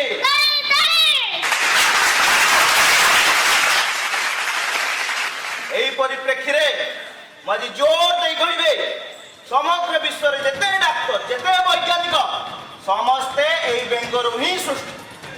ସମସ୍ତେ ଏଇ ବେଙ୍ଗର ଛାତିକୁ କାଟି ନିଜ ଗବେଷଣା ଆରମ୍ଭ କରନ୍ତୁ। ଅତଏବ ଏଇ ବେଙ୍ଗ ଆମର ମା, ଆମର ଚିର ସାଥୀ ଓ ଚିରହିତୈଷୀ ଭାବେ ସବୁଦିନ ସ୍ମରଣୀୟ ହୋଇଗଲା। ଧନ୍ୟ ଧନ୍ୟରେ ବେଙ୍ଗ, ଧନ୍ୟ ତ ତ୍ୟାଗ, ଧନ୍ୟ ତ ମହିମା। ବିଟୁ ମୁଁ ଆପଣଙ୍କୁ ହାତ ଯୋଡୁଛି ଭାଇ, ମୋତେ ଆଜି କହିବାକୁ ଦିଅନ୍ତୁ। ଘରେ ରୋଷେଇ ହେଇନି, ଆମେ ସମସ୍ତେ ଭୋକରେ ଅଛୁ, ତଥାପି ଏ ପ୍ରଚାର କାର୍ଯ୍ୟରେ ଲାଗିଛୁ। ଆପଣ ବି ଆସନ୍ତୁ ଭାଇ, ଏ ବେଙ୍ଗ ଚିହ୍ନ ଧରି ଶପଥ ନିଅନ୍ତୁ। ଆମର ଚିହ୍ନ, ତମର ଚିହ୍ନ, ବେଙ୍ଗ ଚିହ୍ନ ଜିନ୍ଦାବାଦ। ବିଟୁ, କଣ ସବୁ ଚାଲିଛି ଭାଇ? ଗୋଟେ ମା ଆଜି ତା ହକ୍ ପାଇଁ କାନ୍ଦୁଛି, ଆଉ ଆପଣ ଯଦି ତା ମାତୃ ହୃଦୟରେ ସାମାନ୍ୟ ଶାନ୍ତି ଦେଖିବାକୁ ଚାହାନ୍ତି ଭାଇ, ତେବେ ଆମ ସହିତ ସାମିଲ ହେଇଯାଅ। ଆଉ ଏ ବେଙ୍ଗର ଆଦର୍ଶରେ ଅନୁପ୍ରାଣିତ ହୋଇ ଗୋଟେ ମାତୃ ହୃଦୟରେ ଶାନ୍ତିର ମନ୍ଦାକିନୀ ବୁହାଇ ଦିଅ ଭାଇ। ନହେଲେ ନହେଲେ ସବୁଦିନ ପାଇଁ ଆମ ବୋଉକୁ ଭୁଲି ଯିବା ପାଇଁ ପଡ଼ିବ ଭାଇ, ସବୁଦିନ ସବୁଦିନ। ବିଟୁ ଚାଲ ଚାଲ ଚାଲ। ବିଟୁ କଣ ସବୁ କହିଗଲା? ବୋଉ କାନ୍ଦୁଛି, ତାକୁ ସବୁଦିନ ପାଇଁ ହରେଇବାକୁ ପଡ଼ିବ। ତାମାନେ ବୋଉ କଣ ଅସୁସ୍ଥ? ବୋଉ ବୋଉ ସାରୁ ଗଛ ଜିନ୍ଦାବାଦ ଜିନ୍ଦାବାଦ ଜିନ୍ଦାବାଦ ସାରୁ ଗଛ ଜିନ୍ଦାବାଦ ଜିନ୍ଦାବାଦ ଜିନ୍ଦାବାଦ ସାରୁ ଗଛ ଜିନ୍ଦାବାଦ ଜିନ୍ଦାବାଦ ଜିନ୍ଦାବାଦ ସାରୁ ଗଛ ଜିନ୍ଦାବାଦ ଜିନ୍ଦାବାଦ ଜିନ୍ଦାବାଦ ସାରୁ ଗଛ ଜିନ୍ଦାବାଦ ଜିନ୍ଦାବାଦ ଜିନ୍ଦାବାଦ ସାରୁ ଗଛ ଜିନ୍ଦାବାଦ ଜିନ୍ଦାବାଦ ଜିନ୍ଦାବାଦ। ଭାଇମାନେ, ଏବେ ଆମ ପାଖରେ ସମୟ ବହୁତ କମ୍। ଅବଶ୍ୟ ସାରୁର ସୁଗୁଣ ସମ୍ପର୍କରେ ମୋର ଆଜି ବିଶେଷ କିଛି କହିବାର ନାହିଁ। ତେବେ ସଂକ୍ଷେପରେ ଏତିକି କହିବି, ଏ ପୃଥିବୀ ଆଜି ସାରୁ ସର୍ବସ୍ୱ। ତାଳି ତାଳି। କାରଣ এই ସାରୁ ସବୁଠି ମିଶି ଯାଇପାରେ। ମାତ୍ର ଏ ଟିକିଏ ପୂର୍ବରୁ ବେଙ୍ଗ ଚିହ୍ନକୁ ନେଇ ଯେଉଁ ବାହାସ୍ଫୋଟ ସବୁ ଶୁଣିଲେ, ତାହା ସମ୍ପୂର୍ଣ୍ଣ ଅମୂଳକ ଆଉ ଭିତ୍ତିହୀନ। ଆଉ ଟିକେ ତାଳି। କାରଣ এই ବେଙ୍ଗ ମାତ୍ର ଅସରାଏ ବର୍ଷା ହେଲେ ସାରୁ ଗଛ ମୂଳେ ଯାଇ ଆଶ୍ରୟ ନିଏ। ସେ ଏକ ଆଶ୍ରୟହୀନ ଆଉ ଭୀରୁ। ତାଳି। ଅତଏବ ସାରୁ ଗଛ ବିନା ବେଙ୍ଗର ସ୍ଥିତି ଅସମ୍ଭବ। ଏଣୁ ପରିବାରର ସର୍ବାଙ୍ଗୀନ ମଙ୍ଗଳ ପାଇଁ ଆପଣମାନେ ସାରୁ ଗଛ ଚିହ୍ନରେ ମୋହର ମାରି ଦଳୀୟ ପ୍ରାର୍ଥୀ ଶ୍ରୀଯୁକ୍ତ ନିଶିକାନ୍ତ ପଟ୍ଟନାୟକଙ୍କୁ ଜୟଯୁକ୍ତ କରାନ୍ତୁ। ଜୟ ହିନ୍ଦ। ଜୟ ହିନ୍ଦ। ସାରୁ ଗଛ ଜିନ୍ଦାବାଦ ସାରୁ ଗଛ ଜିନ୍ଦାବାଦ ଜିନ୍ଦାବାଦ ଜିନ୍ଦାବାଦ ସାରୁ ଗଛ ଜିନ୍ଦାବାଦ ଜିନ୍ଦାବାଦ ଜିନ୍ଦାବାଦ ସାରୁ ଗଛ ଜିନ୍ଦାବାଦ ଜିନ୍ଦାବାଦ ଜିନ୍ଦାବାଦ ସାରୁ ଗଛ ଜିନ୍ଦାବାଦ ଜିନ୍ଦାବାଦ ଜିନ୍ଦାବାଦ ସାରୁ ଗଛ ଜିନ୍ଦାବାଦ ଜିନ୍ଦାବାଦ ଜିନ୍ଦାବାଦ ସାରୁ ଗଛ ଜିନ୍ଦାବାଦ ଜିନ୍ଦାବାଦ ଜିନ୍ଦାବାଦ। ଚାଲିଛି ସାରୁ ଗଛ ବେଙ୍ଗ, ଆରେ ମୁଁ ତ କିଛି ବୁଝିପାରୁନି।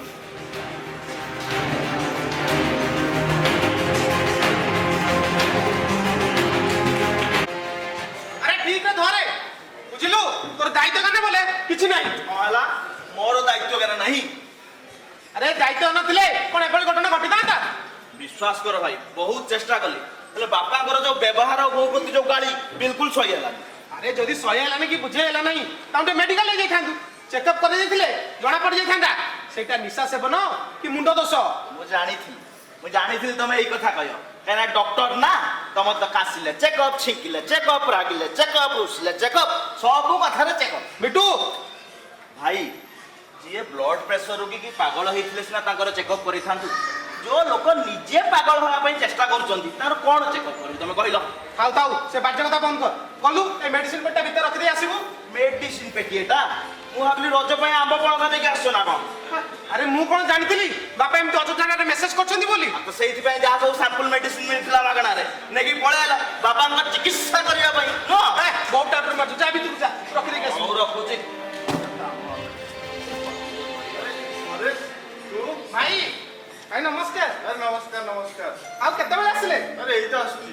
ଆଉ କଣ ଭାଇ ଘଟଣାଟା ହେଇଛି କିଛି ଜାଣିଛ? ଆରେ ମୁଁ କେମିତି ଜାଣିବି କହିଲୁ? ହେଲେ ଏଠି ଆସିକି ଯାହା ବୁଝିଲିଣି, ଘଟଣାଟା ଆଉ ସହଜ କି ନାହିଁ।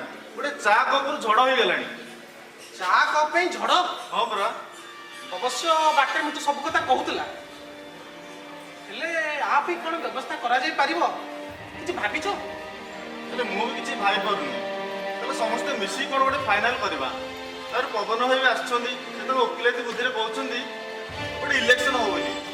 ଇଲେକ୍ସନ? ଇଲେକ୍ସନ ହେଲେ ଆମେ ଭୋଟ କାହାକୁ ଦବା? ଆରେ କାହାକୁ ଆଉ କ'ଣ? ମୁଁ ଭାବୁଛି ଅଧେ ବାପାଙ୍କୁ ଦେବା, ଅଧେ ବୋଉକୁ ଦେବା।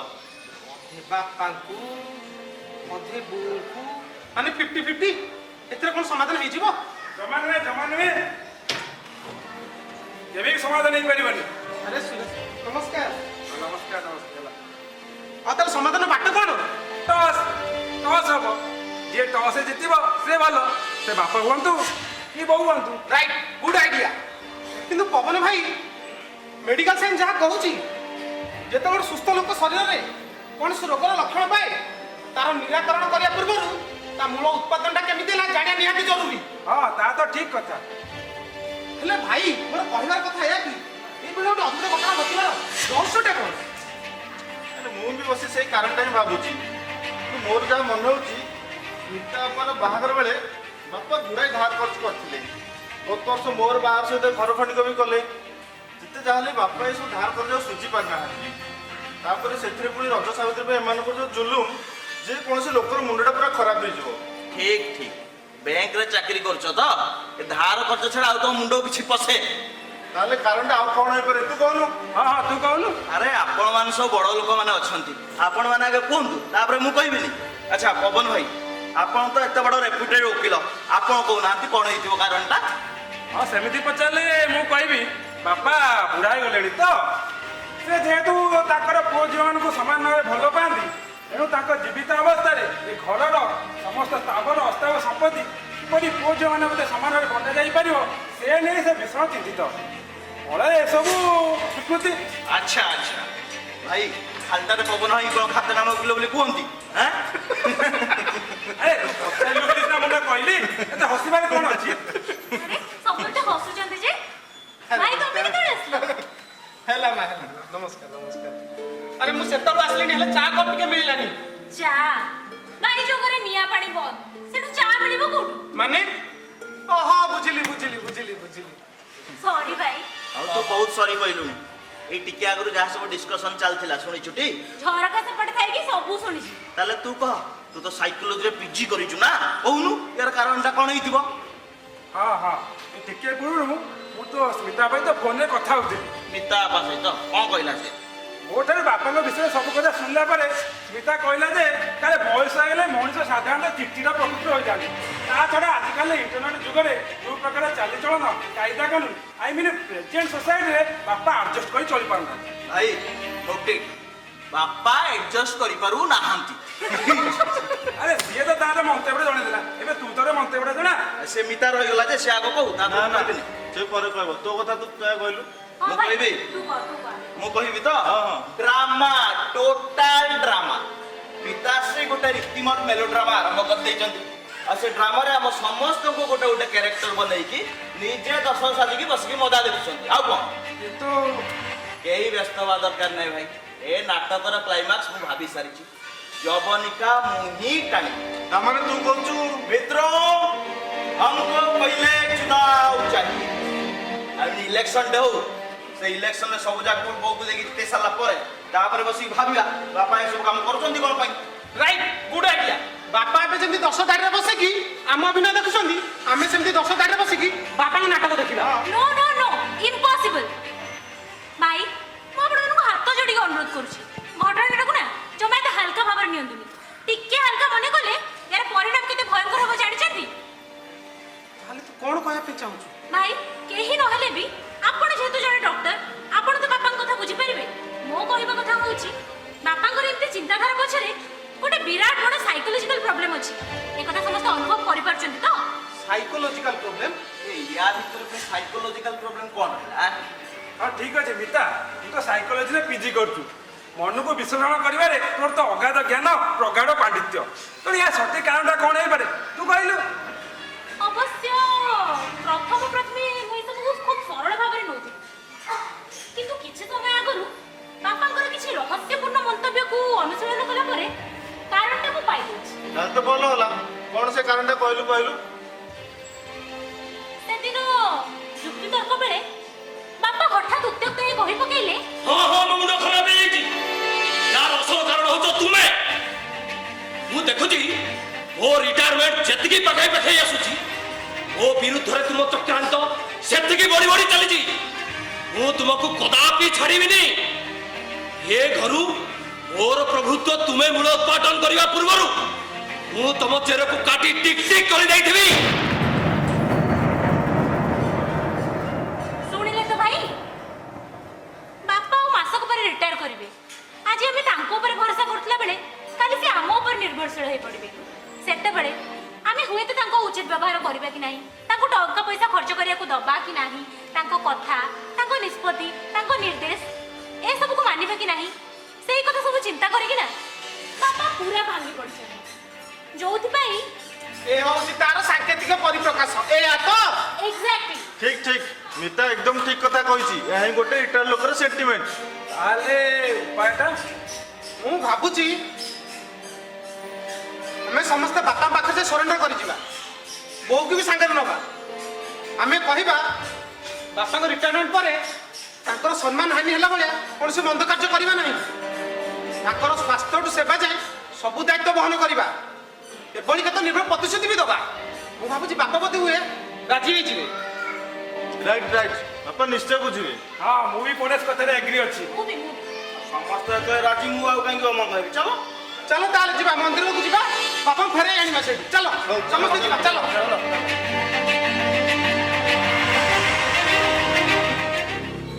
ଥାଉ ଥାଉ, ତମମାନଙ୍କର ଅସଲ ଉଦ୍ଦେଶ୍ୟ ମୁଁ ବୁଝିପାରୁଛି। ମତେ ଆଉ ବ୍ଲାକମେଲ କରିବାକୁ ଚେଷ୍ଟା କରନି। ନିଅ ତମେ ସମ୍ଭାଳ। ବାପା ଆପଣ ବୁଝୁନାହାନ୍ତି କାହିଁକି? ଆମେ କଣ ପୁପୁନ ଭଳି ଛୋଟ ପିଲା ହେଇଛୁ ଆପଣଙ୍କ ସହିତ ଖେଳିବୁ?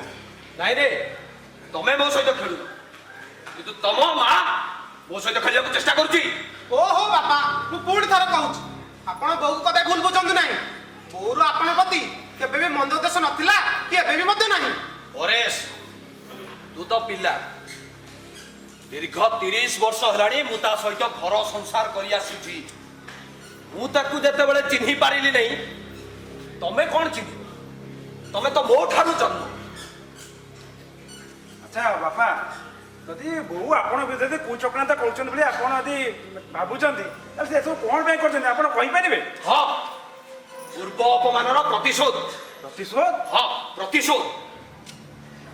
ତମମାନେ ପିଲା ସବୁ ବଡ଼ ହେଲଣି, ଦୁନିଆ ବିଷୟରେ ଜାଣିଲ। ଏବେ ଯଦି ତୁମକୁ ସତ କଥାଟା ଖୋଲି ମୁଁ କହିବି, ତାହେଲେ ମୋ ପକ୍ଷରେ କୌଣସି କର୍ତ୍ତବ୍ୟ ଅପରାଧ ହବନି। କଥାଟା ହେଲା, ମୁଁ ସେତେବେଳେ ନୂଆ ନୂଆ ଚାକିରି କରିଥାଏ ସେକ୍ରେଟେରିଏଟରେ। ଭାରି ଖାତିର, ସେକ୍ରେଟେରିଏଟ ଚାକିରି ନା। ମୋର ନୂଆ ନୂଆ ପ୍ରଥମ କରି ବାହାଘର ପ୍ରସ୍ତାବ ଲାଗିଲା ଏଇ ବାସନ୍ତୀ ଦେବୀଙ୍କ ସହିତ। ମୁଁ ଆଉ ମୋର ସାଙ୍ଗ ଯୋଗେଶ୍ୱର ତାଙ୍କୁ ଦେଖିବାକୁ ଗଲୁ। ଅଜା, ଆଇକି ପ୍ରଥମେ ଦେଖୁ ଦେଖୁ ତ ତମର ପସନ୍ଦ ହେଇଯାଇଥିବ। ଆଇ ସେତେବେଳେ ଖୁବ ସୁନ୍ଦର ଥିଲେ ନା? ହେଟ୍, ଚୁପ କର, ଯା ଭିତରକୁ ଯା। ଆଚ୍ଛା ବାପା, ହଁ, କୋଉଠି ଥିଲି ମୁଁ? ବାସନ୍ତୀ ଦେବୀ। ତାଙ୍କୁ ସେତେବେଳେ 18 ବର୍ଷ ହେଇଥାଏ। ଗୋଟେ ବନାରସୀ ଶାଢ଼ୀ ବେକ ଯାକେ ଗୁଡ଼େଇ ହେଇ ବିନା ବାକ୍ୟାଳାପରେ ଆମକୁ ଗୋଟେ ସାଷ୍ଟାଙ୍ଗ ପ୍ରଣିପାତ ମାରି ସେ ଯେମିତି ଆମ ଆଗରେ ଆସି ବସିଲେ ନା, ଯେମିତି କିଛି ଜାଣିନାହାନ୍ତି। ଓହ, ଭାରି ଶାନ୍ତ ସରଳ ଲୋକଟା। ଆମେ ତାକୁ ସଙ୍ଗେ ସଙ୍ଗେ ମାଟି କଣ୍ଢେଇଟେ କରି ରିଜେକ୍ଟ କରିଦେଲୁ। ମିଛ ମିଛ, କଞ୍ଚା ମିଛ, ତାହା ମିଛ କଥା ସବୁ। କଣ କହୁଛୁ? ଜନ୍ମ ହେଇଥିଲୁ ତୁ ସେତେବେଳେ। ଆଚ୍ଛା ବାପା, କ'ଣ କାର୍ଡ ପୁଣି ହେଲା କେମିତି? ବୁଝିଲ ପବନ, ନାକତ ସିନା ଆମେ କରିଦେଲୁ ତାଙ୍କୁ, ହେଲେ ବିଧିର ବିଧାନକୁ ତ ସମସ୍ତଙ୍କୁ ମାନିବାକୁ ପଡିବ। ମତେ କନ୍ୟାଟିଏ ମିଳିଲାଣି ବର୍ଷେ ଯାଏ, କି ତାଙ୍କୁ ବରଟିଏ ବି ମିଳିଲାଣି। ଶେଷରେ ସୁତରାଂ ବ୍ରାହ୍ମଣ ବାଧ୍ୟ ହୋଇ যথা রাবণস্য মন্দডোরী যথা নলস্য দময়ন্তী যথা রামস্য সীতা ওম স্বস্তি ন ইন্দ্রবৃহস্পতি।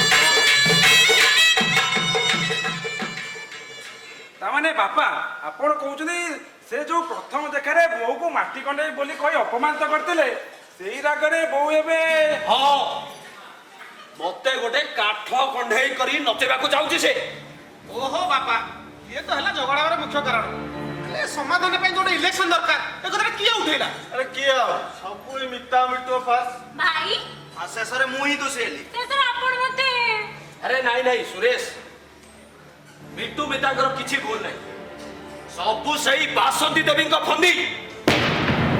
ସିଏ ତାଙ୍କ ଉଦ୍ଦେଶ୍ୟକୁ ମିଟୁ ମିତାଙ୍କ ମୁହଁରେ ପ୍ରକାଶ କରାଇଛନ୍ତି କେବଳ ମୋତେ ଜବତ କରିବାକୁ। ଭାଇ ନିର୍ବାଚନ ସମୟ ତ ବାପା କଣ ଆମ ବିରୁଦ୍ଧରେ ଆଉ କିଛି କହିବେ? ଏ ବିରୁଦ୍ଧରେ? ତୋ ବିରୁଦ୍ଧରେ? ଆରେ ଦାଦା, ତୁ କାହା ସପକ୍ଷରେ ମାତିଛୁ ମୁଁ କଣ ଜାଣିନି?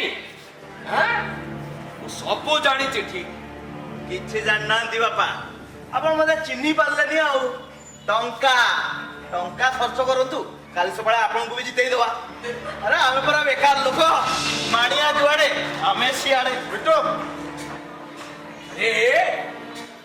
ଟଙ୍କା କାହିଁକି ଦେବି ମୁଁ? ଆରେ ଟଙ୍କା କାହିଁକି ଦେବି ମୁଁ? ମୁଁ ଯଦି ପ୍ରକୃତରେ ବାପ ହୋଇଥିବି, ମୋ ପିଲାମାନେ କଣ ମୋ କୋହ ଶୁଣିବେନି? ମୋ କଥା ଶୁଣିବେନି? ବାପା, ବୋଉ ଯଦି ପ୍ରକୃତରେ ଆମକୁ 10 ମାସ 10 ଦିନ ଗର୍ଭରେ ରଖି ଜନ୍ମ ଦେଇଥିବ ଆଉ ତା ଛାତି ଚିରିକି ଆମକୁ ଅମୃତ ପିଆଇଥିବ, ଆମେ କଣ ତା ସହିତ ଧୋକା କରିପାରିବୁ? ତା ବିରୁଦ୍ଧରେ ଯାଇପାରିବୁ? ଆରେ ଜନ୍ମ ସିନା ସିଏ ଦେଇଛି, ମୁଁ ତମକୁ ଆହାର ଦେଇଛି ରେ, ଆହାର। ମୁଣ୍ଡ ଝାଳ ତୁଣ୍ଡରେ ମାରି ତମମାନଙ୍କର ଆଖି ଫିଟାଇଛି ମୁଁ। ଆରେ ହେ 5 ଜଣକରେ ତୁମମାନଙ୍କୁ ଜଣେ କରି ମୁଁ ଠିଆ କରିଛି ରେ। କାହାକୁ ତୁ କାହା ସହିତ ତୁଳନା କରୁଛୁ ରେ? ବଢିଆ ବଢିଆ, ଯାଉ ଏତେ ଦିନ ପରେ ପ୍ରଚାର କାର୍ଯ୍ୟଟା ବହୁତ ସରଗରମ ହେଇଛି। ଆଚ୍ଛା ବାପା, ମୁଁ କଣ କହୁଥିଲି କି ଯଦି ଇଲେକ୍ସନ କାର୍ଯ୍ୟଟାକୁ ଏଇଠି ବନ୍ଦ କରିକି ଆପଣ 2 ଜଣ ଭିତରେ ଗୋଟେ ଆପୋଷ ସମାଧାନ ହେଇଯାନ୍ତା, କେମିତି ହୁଅନ୍ତା? ଆପୋଷ? ହଁ ବାପା, ହଁ ବାପା, ଏଇ ସମସ୍ୟାର ଏଠି ଗୋଟେ ସମାଧାନ ହେଇଯିବା ନିହାତି ଦରକାର। ତାମାନେ ସନ୍ଧି ସାଲିସ ହେଇପାରିବନି? ବାସନ୍ତୀ ଦେବୀଙ୍କ ସହିତ ମୁଁ ସାଲିସ କରିବି, ସନ୍ଧି କରିବି, ହାତ ମିଳେଇବି? ଏ ନିଶିକାନ୍ତ ପଟ୍ଟନାୟକ ଆତ୍ମହତ୍ୟା କରିପାରେ, ତୁ ସାଲିସ କରିବା ଶିଖିନି। ସାଲିସ କରିବା ତା ବୁନିୟାଦରେ ନାହିଁ। ଶୁଣ, ଆଇଦର ଏବାକ୍ ନହେଲେ ସେବାକ୍, ସାଲିସ ନାହିଁ। ବାପା, ବାପା, ସାଲିସ ନାହିଁ। ବାପା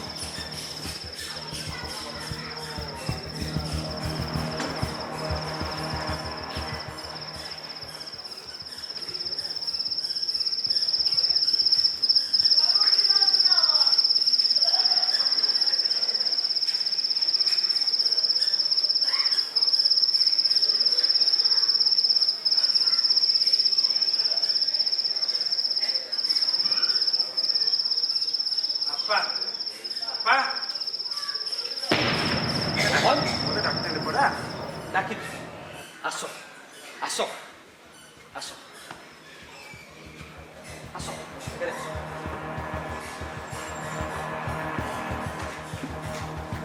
ଏଇଠିକି ଆସ।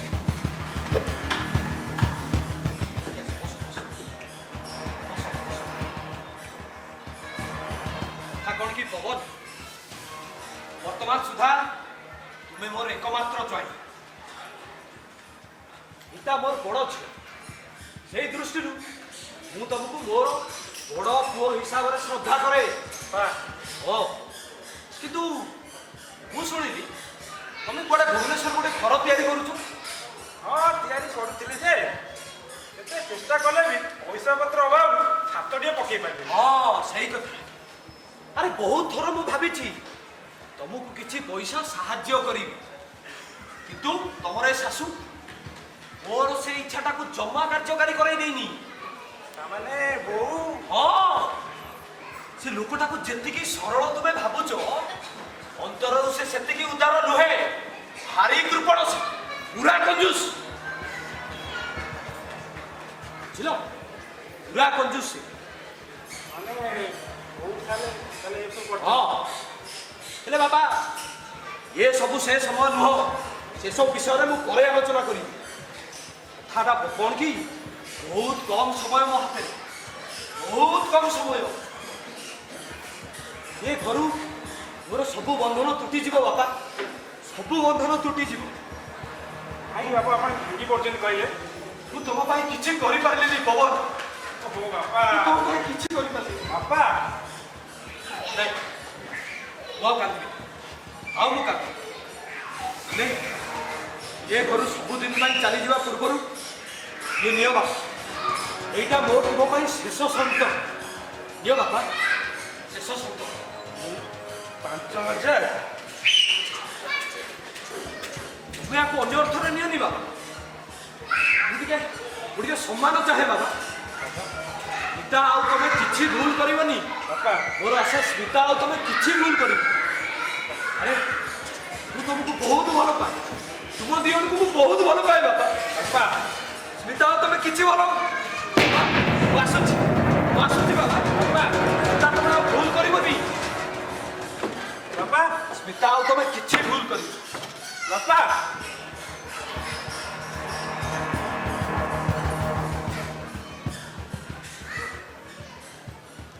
ବାହାଘର ଏତେ ବର୍ଷ ବିତି ଯାଇଥିଲେ ମଧ୍ୟ ବାପା କେବେ ମତେ 5 ଟଙ୍କା ଦେବାର କାହିଁ ମନେ ପଡୁନି। ଆଜି ହଠାତ୍ 5,000? ନା ନା, ଏ ଖବରଟା ଆଗେ ସ୍ମିତାକୁ ଜଣେଇବାକୁ ପଡିବ।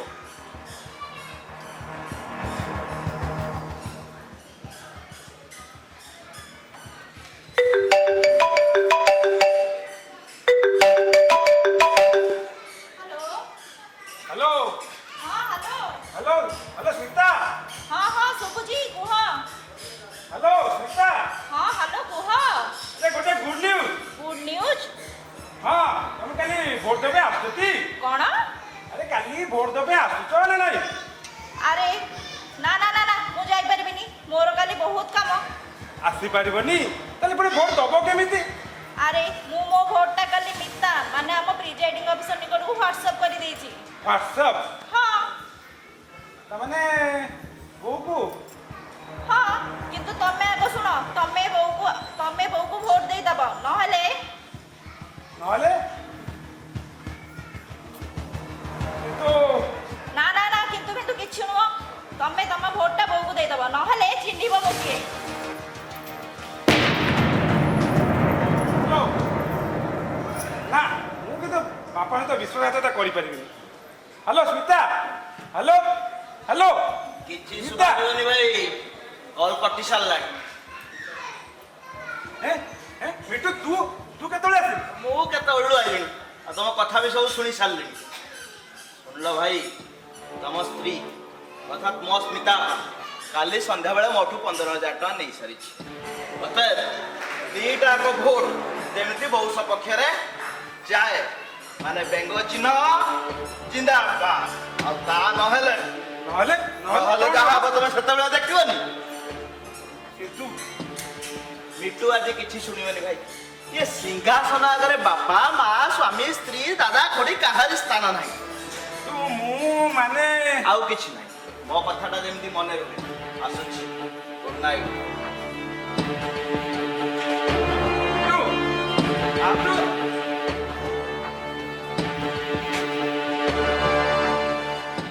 ମୁଁ ବୁଝିପାରୁନି, ଗୋଟେ ବାପା 5,000, ସେପଟେ ବୋଉ 15,000।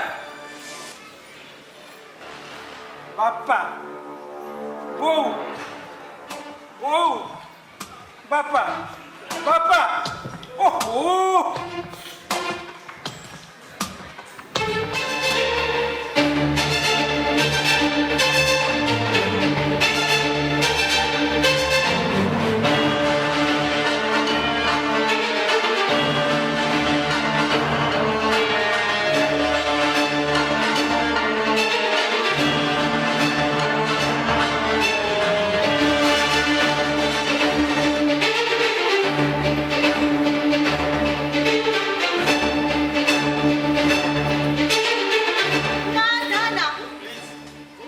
केही बाध्य करना ओहो बोऊ मु कहा कथा किछि सुनिबिनी किछि सुनिबि तू काहे बुझुनु कहलु एमिति देखिया पे गले हम घर निर्वाचन मंडल रे तुमे जे विरोधी विशेषकर ये बापा भल कि बोऊ भल निर्वाचन रे तू जो प्रकृत प्रार्थी जार विजय सुनिश्चित कहलु बोऊ एमिति सुजो कि हाथ छड़ा करि पारे तमे दिले होश रे थाई कथा बार्ता करूछ तो एकदम बस बोऊ निर्वाचन निशारे मुंडटा पूरा चक्कर काटुछि मु देखि पारुछि तो निर्वाचन जितबार दृश्य किंतु तू शुणु एक विशेष घोषणा वर्तमान भोट ग्रहण करिवार समय शेष होई आसुछि आउ मात्र 5 मिनिट बाकी जदि एई वोटर ए जे भोट देई नाहंती तेबे शीघ्र भोट केंद्र को आसी निजर भोट प्रदान करंतु आउ मात्र 5 मिनिट बाकी बोऊ मात्र 5 मिनिट रहला हां बोऊ आ 5 मिनिट रहला मु जिबिनी मु मोर भोट काहु देबी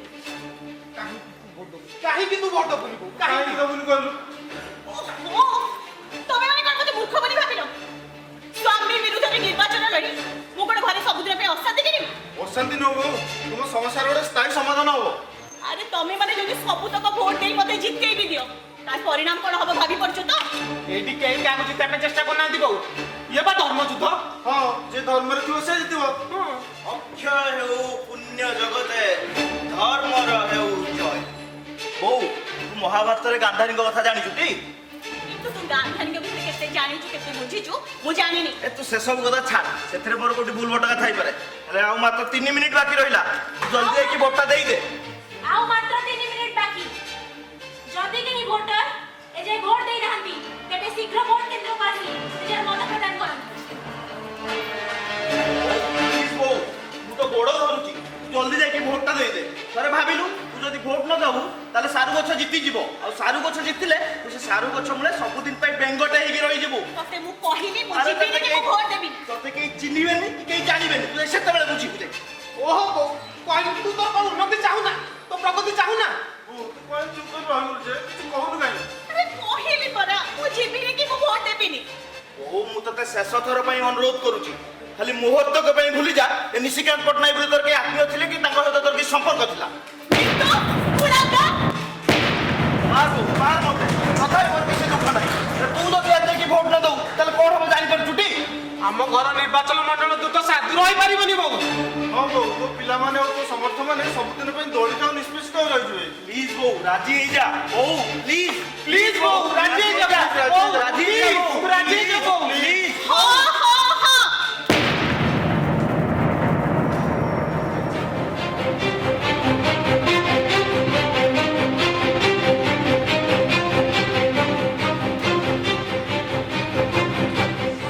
ମୁଁ ନିର୍ବାଚନ ଲଢ଼ିବି ମତେ ବଡ଼େ ବଡ଼େ କୌଶଳେ ମୋ ପିଲାଙ୍କ ପାଇଁ ନିର୍ବାଚନ ଜିତିବାକୁ ପଡ଼ିବ ମୁଁ ୟାଙ୍କ ବିରୁଦ୍ଧରେ ଲଢ଼ିବି ହଁ ମୁଁ ନିର୍ବାଚନ ଲଢ଼ିବି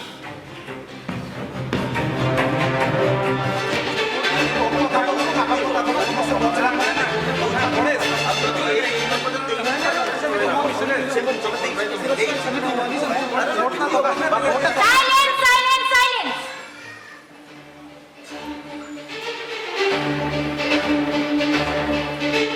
भाई माने वर्तमान बापा भलो कि बहु भलो निर्वाचन रो चूड़ांत फलाफल आमर हस्तगत हो सारी आमे इलेक्शन कमिश्नर घोषणा करूछु जे माँ श्रीमती बासंती पट्टनायक बापा श्रीजुक्त निशिकांत पट्टनायक कोठारू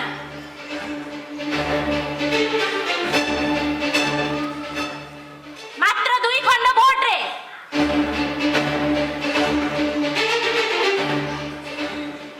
संपूर्ण रूपे हारी जाइछंती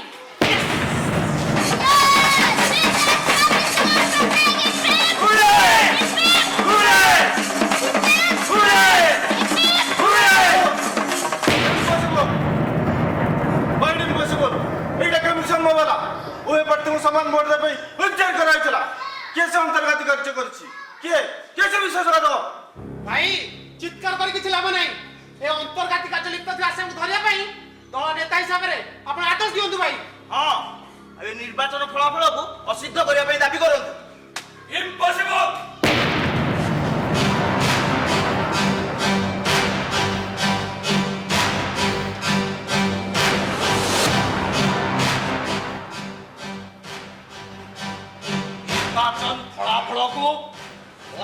ଘୋଷଣା କରିବାର କ୍ଷମତା କାହାର ବି ନାହିଁ।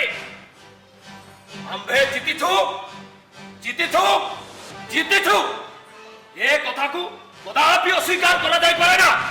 Precious Participant Patnaik, hip hip! Hooray! Precious Participant Patnaik, hip hip! Hooray! Precious Participant Patnaik, hip hip! Hooray! Precious Participant Patnaik, hip hip! Hooray! Precious Participant Patnaik, hip hip! Hooray! Precious Participant Patnaik, hip hip! Hooray! Precious Participant Patnaik, hip hip! Hooray! Precious Participant Patnaik, hip hip! Hooray! Precious Participant Patnaik, hip hip! ଆପଣମାନେ କେହି କୁଆଡ଼େ ଯାଇପାରିବେନି। ତଦନ୍ତ ବର୍ତ୍ତମାନଠୁ ଆରମ୍ଭ ହେଲା। ମୋ ବିରୁଦ୍ଧରେ ଯେ ଭୋଟ ଦେଇଛି ତାକୁ କଦାପି ଛଡ଼ାଯିବନି। କେବଳ ପ୍ରଶାସନିକ ତଦନ୍ତ ନୁହେଁ, ବିଚାରିବା ତଦନ୍ତ ବସାଇ ଆସାମୀକୁ ଉପଯୁକ୍ତ ଦଣ୍ଡ ବି ଦିଅନ୍ତୁ। ହଁ ନା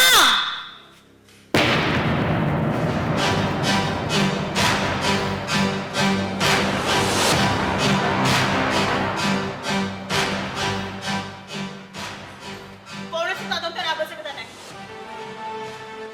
ତମେମାନେ ଯାହାକୁ ଦୋଷୀ ବୋଲି ଭାବି ଅପରାଧୀ ସାବ୍ୟସ୍ତ କରିବାକୁ ଚେଷ୍ଟା କରୁଛ, ମୋ ଜ୍ୱାଇଁ ପବନ କୁମାର ବାସ୍ତବରେ ସେ ନିର୍ଦ୍ଦୋଷ। ପ୍ରକୃତ ଅପରାଧୀ ହେଲି ମୁଁ ନିଜେ। ବୋଉ ହଁ, ତମମାନଙ୍କର ଦୁଃଖ ଦେଖି ନ ପାରି ମୁଁ ଯୋଉ ଦର୍ପରେ ଭୋଟ କେନ୍ଦ୍ରକୁ ଯାଇଥିଲି, ସେଇଠି ପହଞ୍ଚିଲା ପରେ ମୋର ସବୁ ଦର୍ପ ଭାଙ୍ଗିଗଲା।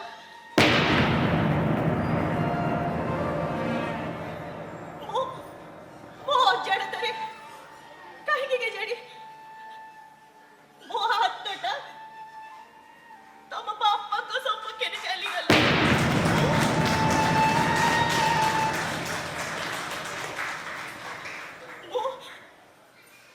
ମୁଁ ମୋ ଭୋଟ ଖଣ୍ଡିକ ତମ ବାପାଙ୍କୁ ଦେଇଦେଇଛି।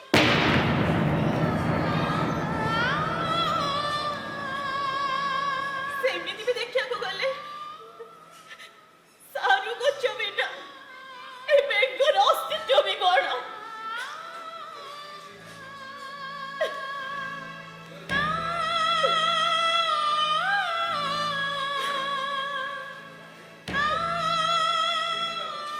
କୁହ, ଏଥର ତମେ ଖୁସି ତ?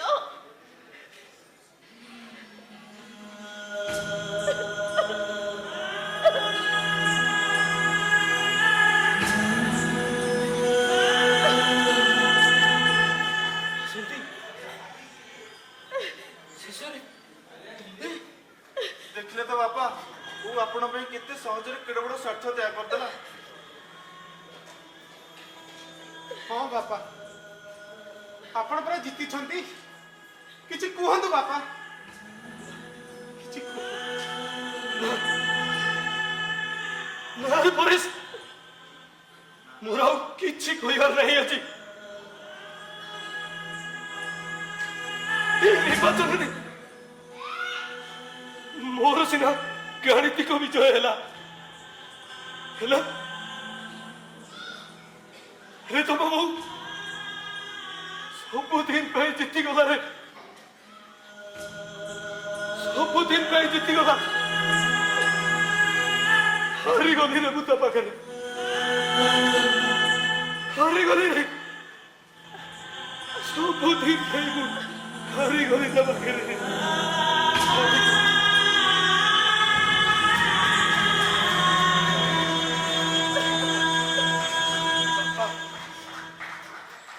ମୋର ଭୁଲ ହେଇଯାଇଛି ବାପା। Ah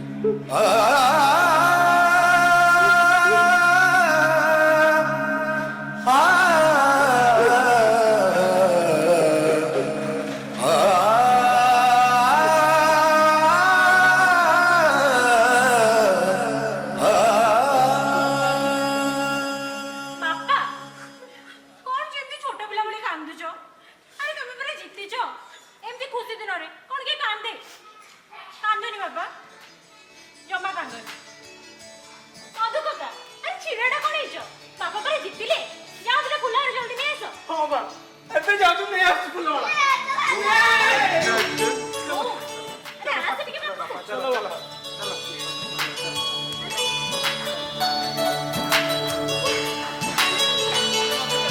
ବାବୁ ଫୁଲବାଲା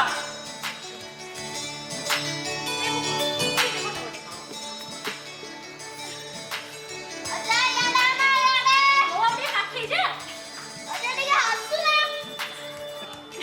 ଓହୋ, ଅଜା, ଆଈଙ୍କ କାନ୍ଧରେ ଟିକେ ହାତ ପକାଅ। ଅଜା ଇଆଡେ। Ready? 1, 2, 3 ए जीवन एमिति सुना गीतटिए रे सुर थाउ न थाउ गाइबाकु हुए रे गाउ